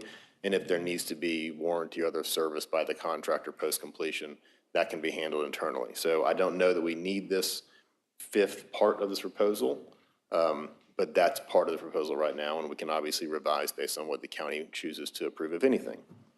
The field inspection, let me get through the fees. The field inspection, they've got priced as a $12,000 lump sum for their 2 engineers and architect to come in and do a finalist field assessment, visual assessment for them to prepare construction drawings. The engineering required for any building repairs that may be determined to be necessary or recommended is not priced in this agreement. If they come out for those 2 days and they find the need for additional building envelope evaluation and repair, they will not do more work on that. They will come back to us with a new proposal for us to evaluate and approve if we choose to do so. The grading and drainage system design cost is a lump sum of $105,500. The construction administration is billed on time and expense with a not-to-exceed number of $24,000. This is ordinary construction administration services. It involves RFI responses, change order review, owner, contractor, engineer, architect meetings during the course of the repair project, and it will be as needed. We're looking at $117,500 for design services, purely to get us to the construction documents, construction drawings for the grading and drainage repairs. If building envelope repairs are needed, that's separate. So the $117,500 is just for the evaluation of the building and the design documents to construct the drainage and grading repairs. Then for the construction phase, we have the not to exceed of $24,000 and then the post-construction of $35,000. What was that again? $24,000 not to exceed for construction administration and $35,000 for post-construction quarterly inspections for 1 year. Also, total attorney's fees billed on the annex, since day one of this repair project has been 11,128. From when I came to y'all and said I would stop at 10, we're right at 10. There was a couple $1,000s billed from the very initial preliminary discussions with the county to evaluate the foundation repair scope and then begin the process. So again, we're right where I thought and said we would be, as far as fees. And that's where we are. My recommendation for the county is that we go ahead and authorize the design fees of 117.5 and the construction administration fees not to exceed 24. I don't believe that the county needs to make a decision on the $35,000 post-construction inspection cost at this point in time. I think we can hold off on that and see how things go. That's a cost that one would normally not have. They've proposed it here because of the unique problems and the long-standing problems we've had with the building. They want to be able to provide some security to the county that the recommendations that they've made, the design they've created, and the construction that will result from that design is going to be effective. That's their kind of belt and suspenders approach to letting us know that they're going to continue to service this project for the county after the construction is done. If the county does not want to approve that today, we can certainly negotiate for those additional services when we get towards the completion of the construction, if it's something the county's interested in doing, or it can be approved with this proposal today. But my recommendation would be to move forward with the 117.5 for the design and the $24,000 for construction administration. I did ask Zach in my meeting just generally what he thought it would cost, because I wanted to get an idea of what the percentage fee is that they're seeking, because normally I would expect to see something in the 8 to 10% range for engineering, design, and investigation fees. And so I asked if we were looking at an $800,000 to $1 million project. He said he anticipates it'll be about $1 million with current pricing.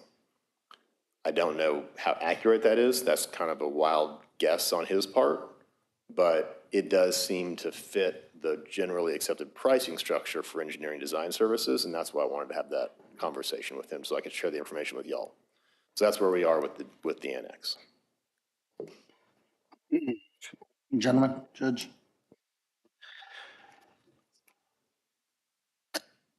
I'm not saying it's not the right thing to do, nor is it not a great idea on it, but I have a couple of questions, Commissioner Dubnik.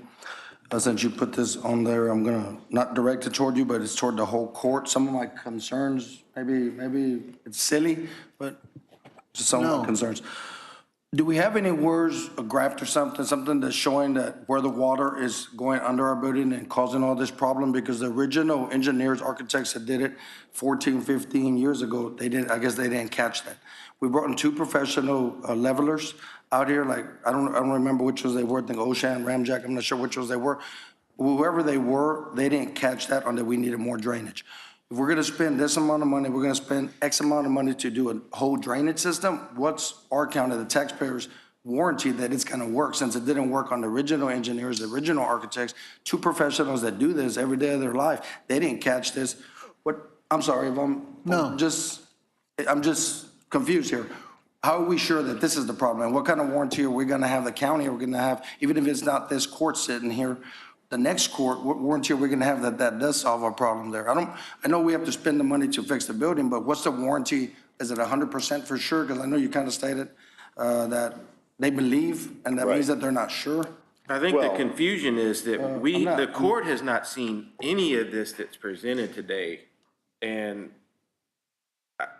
yeah, I mean, you're throwing out numbers, 117,500, 24,000 for construction, 35,000 for post-construction for those.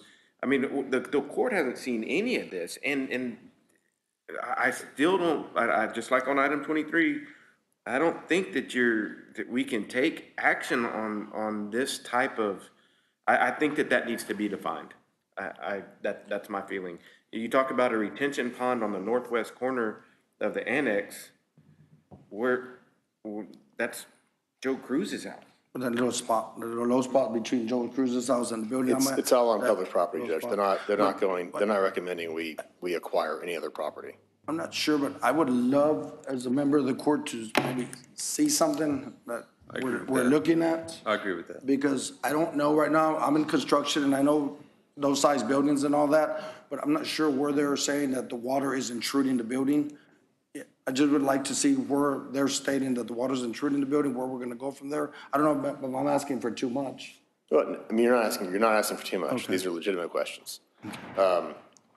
With respect to the original construction, Yes, Phase 1 and 2 of Thornton Tomasetti's evaluation identified deficiencies and failure to follow geotechnical recommendations by the contractor who built the building. yes, sir. The geotechnical recommendations were for a clay base to provide impenetrable ground soils to prevent water from getting into the building. That did not happen. The original design called for the slope to be negative away from the building, positive away from, and we have negative slope towards the building. So we have construction issues and we have failure by the original design and contractor. And we've had many discussions over the years about the original architect's failures. Yes, yes, we have. And that architect did not do a good job. And we sued that architect for a reason, and we got money because of it. Agreed. Unfortunately, they didn't have any coverage. So we got a little, but not enough. Those are the existing failures. Now, the reason Thornton Tomasetti believes that there's water flowing beneath the building is because they can see how it flows from the surface towards the building. And they've installed piezometers in and around the building at a depth to measure groundwater infiltration, and they've seen none. And so at the depth they're measuring for groundwater, they're seeing none, but we're seeing saturated soils in and around the building, and we're seeing the building move. We're not seeing the foundation fail.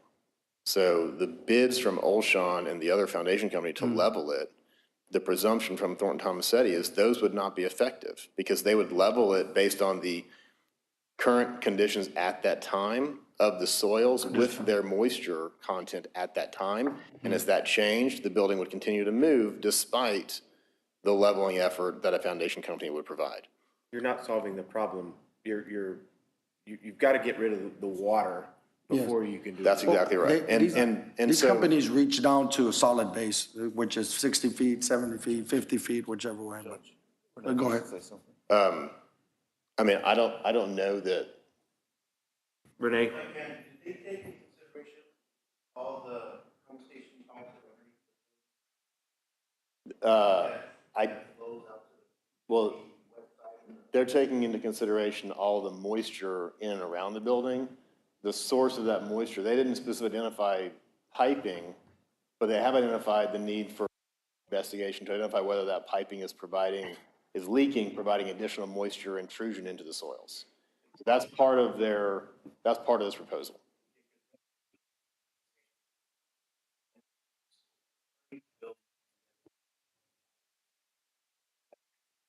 Right. That is the reason they're suggesting we hire a plumber to come out with them and perform testing of all the pipes at the building to identify if we're losing pressure and we're having leaks that need to be identified and repaired to prevent additional water from getting into the soils. I don't have the answer to that question. That would be a means and methods question for the plumber. I don't believe that they envision any kind of destructive testing at this point in time. It's not, there is destructive testing identified when it's required, and it's not identified in this proposal. It is identified, for example, in the jail proposal, so they can come in and they can meet those needs. But this annex doesn't have destructive testing required or recommended. It does recommend the plumbing leak detection.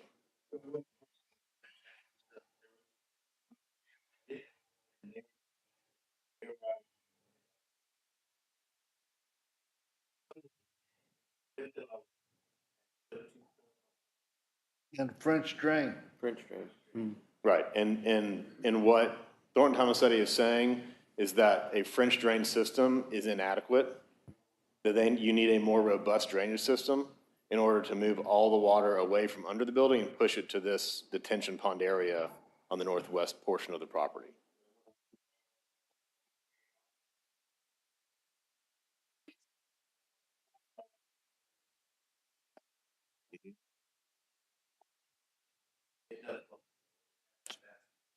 Right, the concrete on the east side and the drainage and concrete rock installation here on the north side are the two primary areas that are problematic.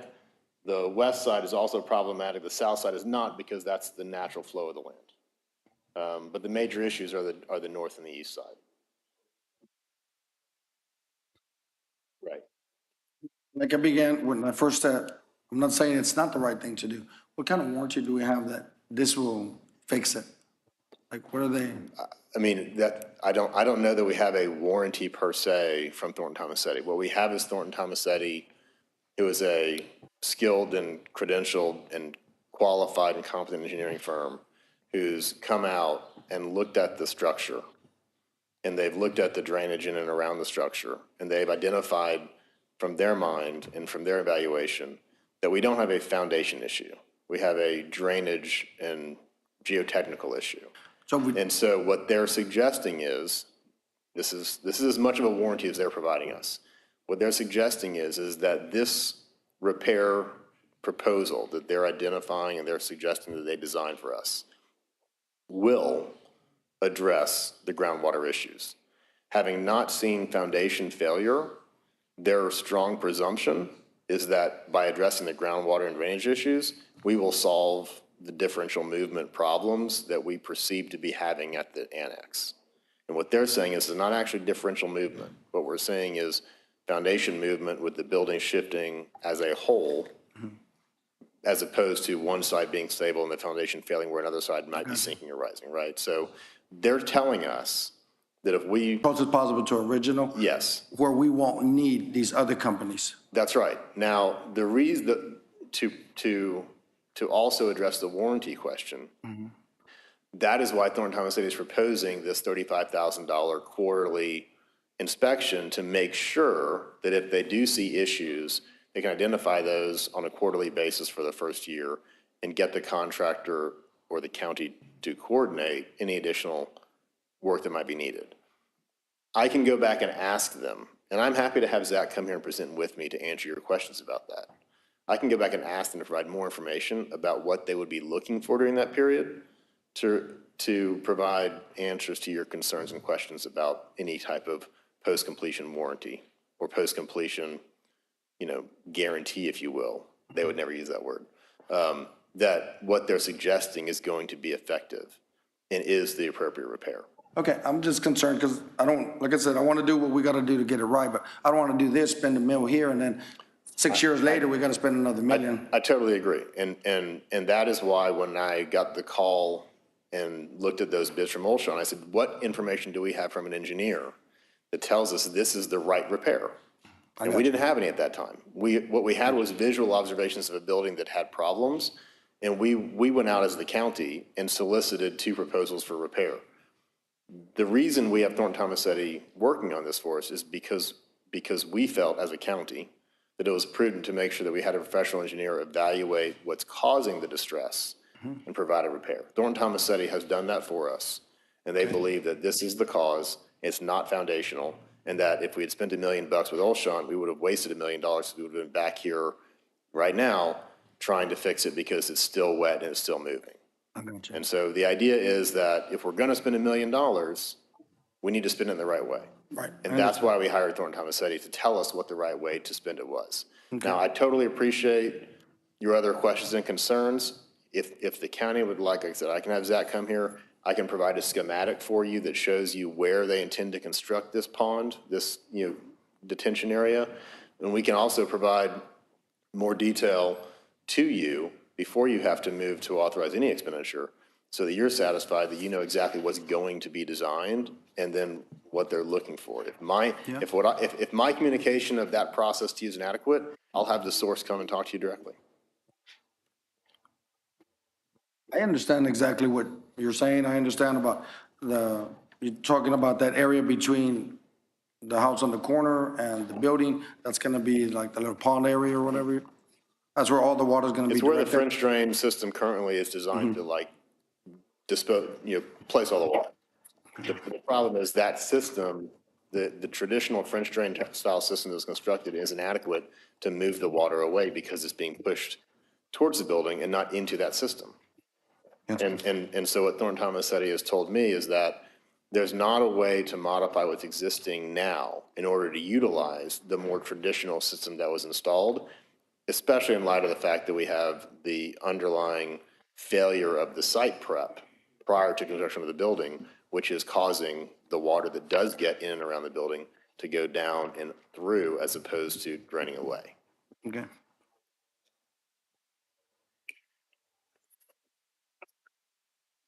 That's all the questions I have, Judge. So Judge, I guess the best thing with James' concern, your concern, what Jeff has said is don't take no action on this today and have them come back? I can certainly see if Zach is available to come down here with me in 2 weeks for the next meeting and provide a more detailed presentation if you'd like to see it. Well, I think you've answered all my questions that I've had, all my concerns that I've had. Okay. Maybe something we could look at would be nice. Just something that we That's could look at, possible. because everything that you've said it very professionally. I understand it 100%, 100%. But something that we could at least maybe just chew on a little bit here and look at would be nice if you could get something for us before the next meeting. Absolutely. And we could look at it, and, I think that'd be the best way to I go. think What do you so think, too. Judge? Yeah, I'll provide it to you before the end of the week. No Okay. problem. thank you. Appreciate everything. Thank you, Jeff. You got it. Would y'all like me to come back in 2 weeks and present that, or y'all gonna take action without me present? Just so I have for scheduling. I think we'd be fine without him, right? Yeah, I Okay. don't think we need. Great. No offense, but yeah, No problem. we're good. You did wonderful today. I'm happy to save y'all money. No Yes, that'll save us money, right? problem. I'll do it. Thank y'all. All right, thanks. Thank you. Item number 25, we have our consent agenda. We have our reports from our Justice of the Peace Precincts 1, 2, 3, and 4. We have our district clerks, our elections, our IT, EMS, Maintenance Department, Sheriff's Department, Constable 1 and 4, and our DMV. We want to pull any of those, we can pull those separately and act on them.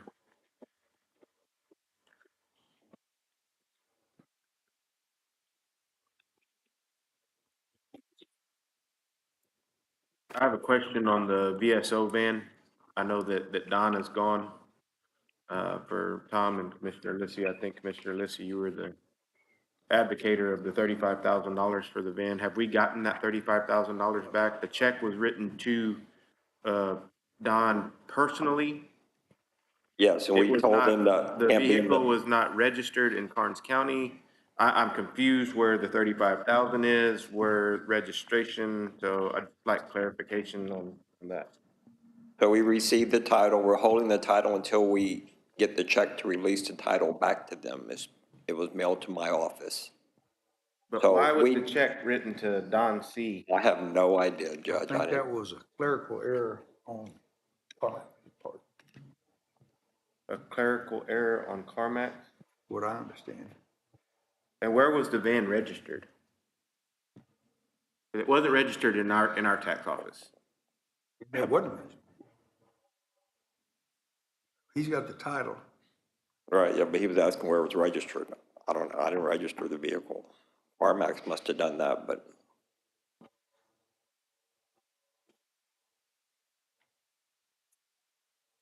So when are we gonna get our $35,000? Because it's in Don C.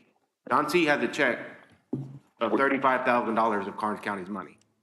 we had the check sitting in my office. It has not gone anywhere because it's issued incorrectly.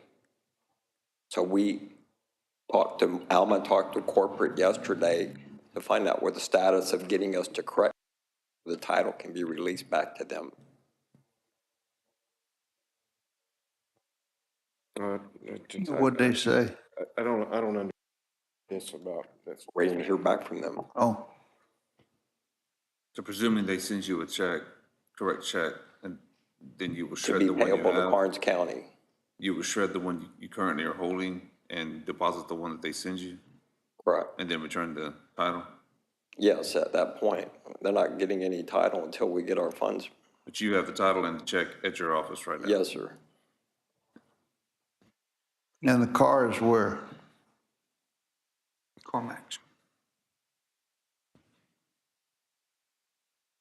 Okay. It had a 30-day, no questions asked guarantee, and then they sent the check. Check was made out wrong. He's got the check, we got the title. And they're in the process of whatever corporate stuff that they do to get us a check made out to the county. Once they get us a check made out to the county, we'll give them the check and the title. Is that right? So the county didn't take any loss on this, it with time, but no, Correct. Time, towing, yeah. we paid the towing. No, there's a towing bill in bill cycle.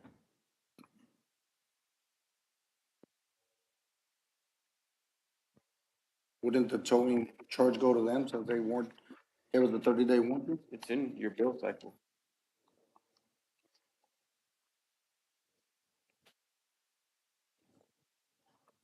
What is that charge, Tom? The one, for the Sir? towing, what is the charge for the towing? What is, I'm sorry, what is what? What is the charge for the towing?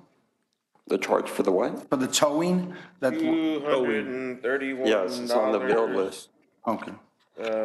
Travel, meals, lodging, refuel, car wash, $14. Travel, meals, lodging, REI, HB, gas, $47.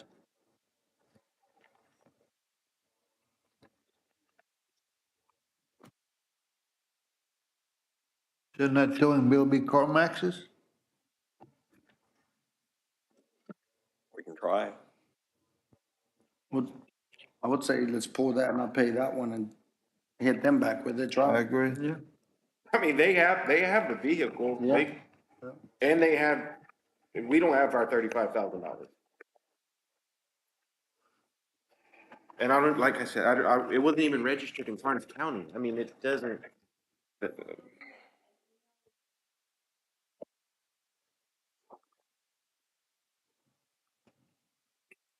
Mess.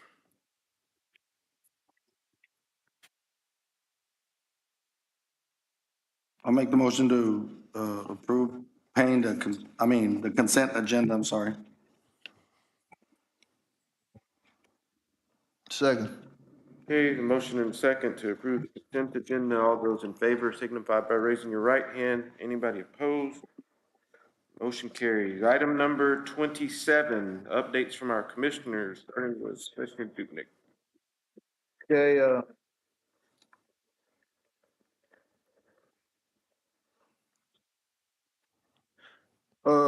emergency management side, last week, Tom and I went and took a T600 course, which is disaster accounting. And it talked about basically a type of contracts things you should look for. And if you have to make if there's a disaster in your county and how you would have to, for requests for services, you'd have to do RFQs and then request for construction if needed. And that was a very good course. It was in Floresville. Also, the emergency management conference is end of the month. Judge, you still going? We're gonna have commissioners for it. Oh, okay. I attended an after-action report on Devon, with that drill we did in Gillette, and that was pretty informative. Everybody, there's some things we learned from it and hope to improve. There's a LEPC meeting on the 16th in Floresville, and I'll be attending that. It's at 1 o'clock. It'd be at their other show barn thing, whatever they call it there, off on 97. TDCJ asked me to come speak up there at their fallen officers ceremony, so I did that. Casey was there also.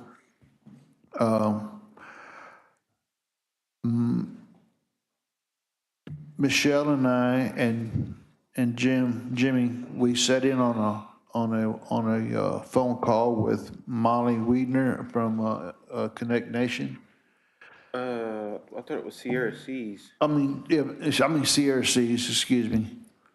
And she made some recommendations. She asked us what we thought we were looking for, what we wanted, so that she's supposed to get back with us, Judge, and I think Michelle briefed you, but just she'll get back with us with some possible recommendations Good. It's for broadband. for broadband. And then I also, I got one set of numbers for generators for the buildings, but I'm waiting on another set, and I'll bring them to you and we'll talk about it. How far have we come on the game room ordinance? Mr. Chapman, spoke with him yesterday while I was having, criminal court, and he said he's just about got his. Great. Other than that, Judge, that's all I have. Okay. Commissioner Lissy. On behalf of the court, I'd like to congratulate all of our seniors this year for graduating and wish them well on their new life ventures. County Road 229 is progressing very well, and we're thankful for the rain.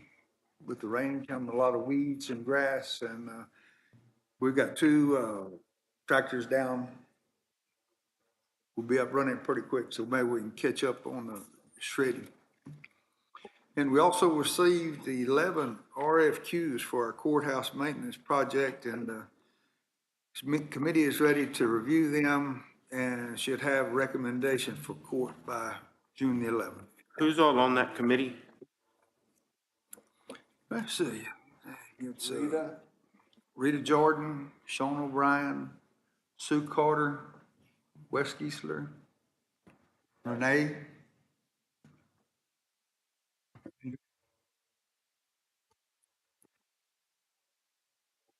And that's all I got. Okay, Commissioner Rosales, precinct 3. We're working on County Road 290, working on County Road 266, regular maintenance on the precinct 3's county roads as needed. I've had several meetings with the engineer by phone and in person. That's all I have. Okay, Commissioner Geisler. So, went and met with the judge last week, working on budget, both for commissioner and then also for future projects. Spent a lot of time working on the salary committee numbers and with other departments and meeting with them.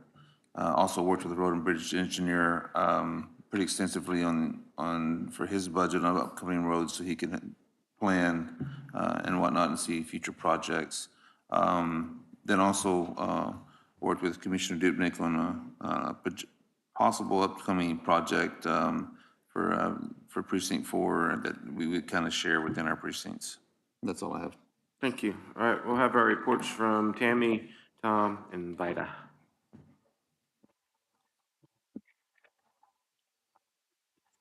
Good morning. How are y'all today? Morning. For the month of May, the month of April, the current month to date for the Karnes County M&O was $47,073.17. The current year to date was $21,450,962.30, with the collection being 97.97%. I forgot to send y'all, but I did look it up. Last year, for the end of April, we were at 97.90, so we are a little bit ahead of what we were last year. And this morning when I left the office, it was 97.99, so it went up just a little bit. For the INS, for the delinquent month to date, it was $8.81. The delinquent year to date was $377.10, with 3.53% collected. On the road and bridge, for the month to date current, $7,592.98. The current year to date was $3,460,601 with 97.97% collected. The delinquent month to date was $857.64. The delinquent year to date was $11,624.07 with 12.46% collected. On all that other stuff that I had sent y'all, that was like for y'all's information, on the M&O, Karnes County, for the top 100, 4 have not paid yet. It's same thing for the road and bridge, 4 have not paid yet. The other page was for the month of April, the total collections for every single entity. I should have just broke it out, but I didn't do that for y'all. But for all the entities we collect for, it was 260,000. And then that next page that I sent y'all, that was for the month of April for Karnes County M&O. It's showing us on that second page what the total paid was, but then it's got the total due. That is how much is still due. And it's broken down by the current and the delinquent. For example, on that page for the current M&O, the amount that's still due is $907,049.48, of which $444,726.29 is current, and $462,329.19 is delinquent. I just thought y'all might be curious to see what's still out there. Thank you. All right, thank you. Tom?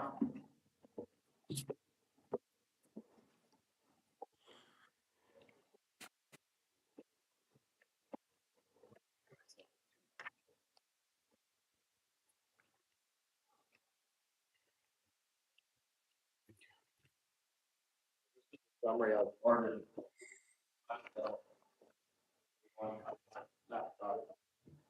Picked it up from what our outside auditors use. So if you look at our revenues on the top part of the report, so as of April, we've actually brought in $13,771,540 in the general fund, which is 99%, 0.14 received. Their county sales tax is $3,905,313, which is 59.17% received. The interest is $1,832,522, which is 96.45% received. And EMS receipts are $729,273, which is 97.24%. So ideally, for the first 7 months, we should be at 58.33%. So you can see how well we're doing. As far as our revenues and also the expenses, because if you look at expenses, we're at 37.52% for the first 7 months. So we're actually ahead of the game.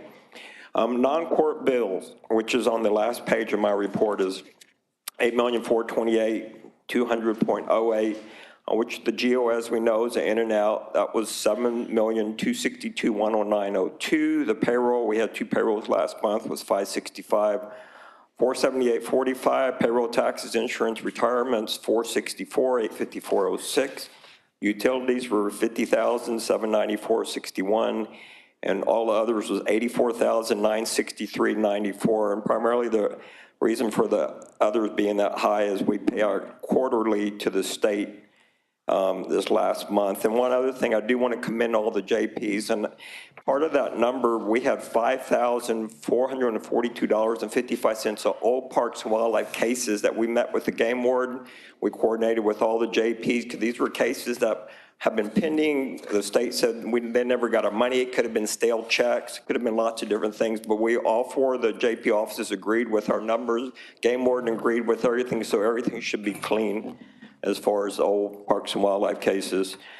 As far as our investments at the end of April, the total was $101,423,269.90. And you can see the different breakdowns.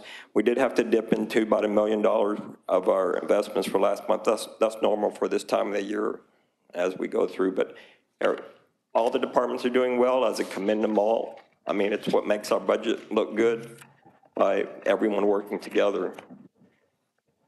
Thank you, John. Bye.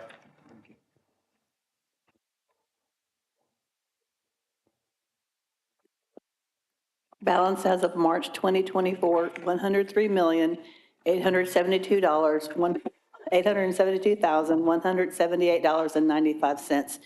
Receipts for the month of April 2024, $24,615,930.38. Disbursements for the same time period, $26,088,567.94. For an ending balance as of April 30th, 2024, $102,399,541.39. Item number 29, discuss/take action regarding the treasurer's report. Make the motion to approve accepting the treasurer's report as presented. I'll second it. Okay, all those in favor signify by raising your right hand. Anybody opposed to that? Item number 30, discuss/acknowledgement of personnel changes. This is all departments, and we have a couple of new hires, and one is in the county clerk's office, one in the Kennedy part-time summer aide. Mrs. Finner in elections went full-time. Don C., our VSO, has gone to another position. And so we'll be hiring for VSO. No retirements. We're also hiring for Road and Bridge Maintenance 1 and 3.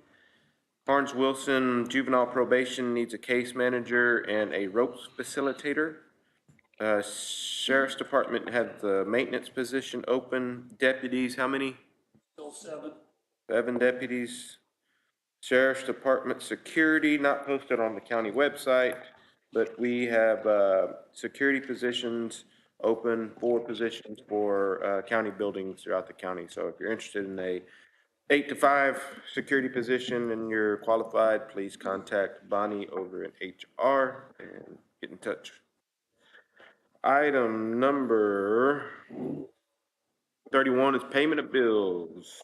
All right, for the total bill list is $2,274,064.12.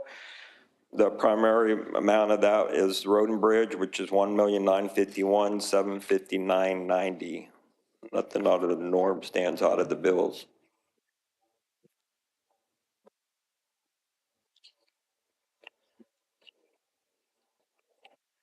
I mean, as we do all know, I know Commissioner Duke was asked before about the inmate care costs. It's just something that's unforeseen that unfortunately we can't control that cost. And the Sheriff's Department does good with trying to keep the cost at the minimum. It's hard for any sheriff that runs a jail like that, not knowing. EMS got a couple of their Tahoes. Let's see, a couple. Yes, that's correct, Judge. 2 of them, 51,000. When are we gonna get this corrected? When are we gonna get this negative stuff corrected? Which stuff, sir? Well, you got the one from Road and Bridge, and one thing, you got one, what was the other one, the negative? What page are you on, Commissioner? You know, heck, I don't know, I just remember that we hadn't done nothing with it yet.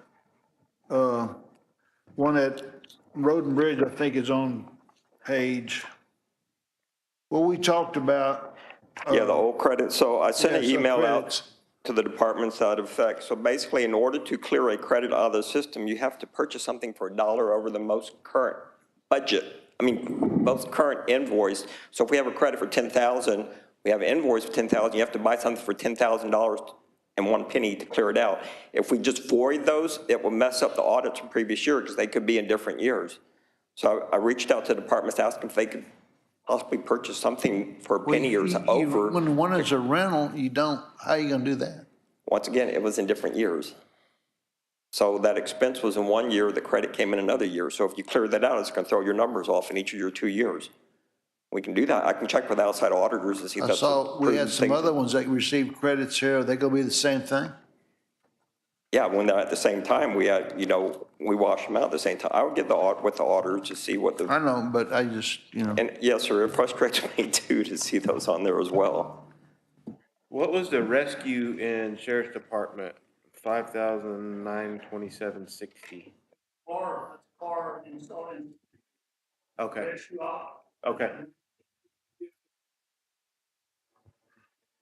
Did we go to Virginia to pick somebody up? Yep.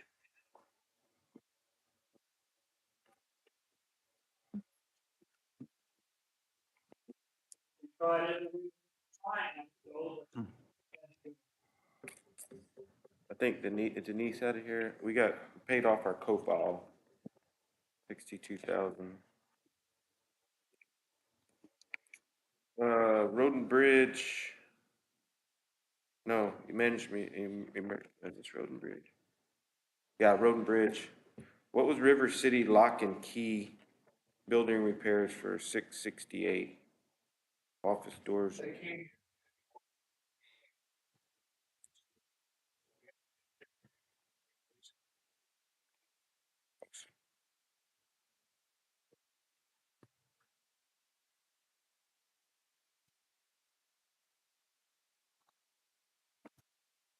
What event did we have that was the emergency response 425, 2024 for, we used $73,000 out of the emergency response?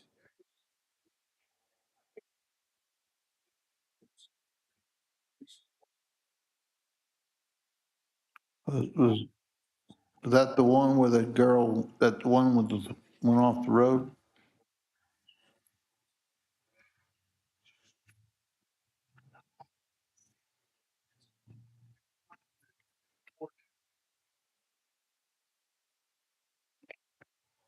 Says County Road 260 and County Road 390 emergency response.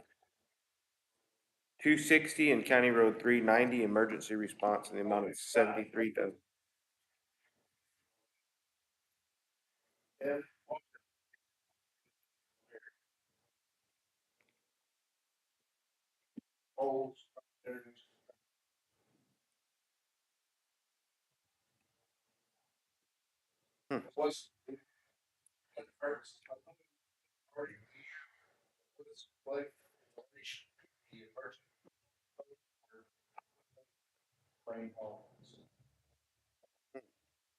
And it shows it on 425 as the date that's listed on here.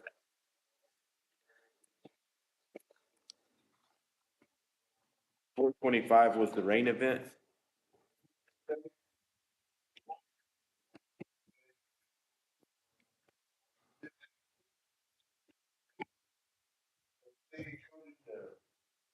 Emergency response.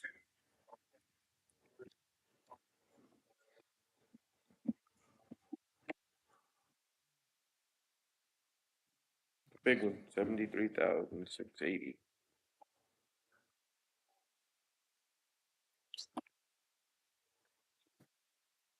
James, you still want to pull that one bill? Yeah. I'll make a motion to, payment as a bill as presented, but put in the $231 for the toll that I believe should go back to Karnes. Since they have that warranty. I'll second. Okay, all those in favor signify by raising your right hand. Anybody opposed? Motion carries. Judge, before you adjourn, I want to remind everybody this weekend is that San Antonio River Authority has this household Oh, good, cleanup. good, good, I good. forgot to mention that earlier. Saturday from 8 to 12, if you have household electronics you want to get rid of, or whatever, electronics, paints, oils, bring them, they'll take them, and tires, yes, they will.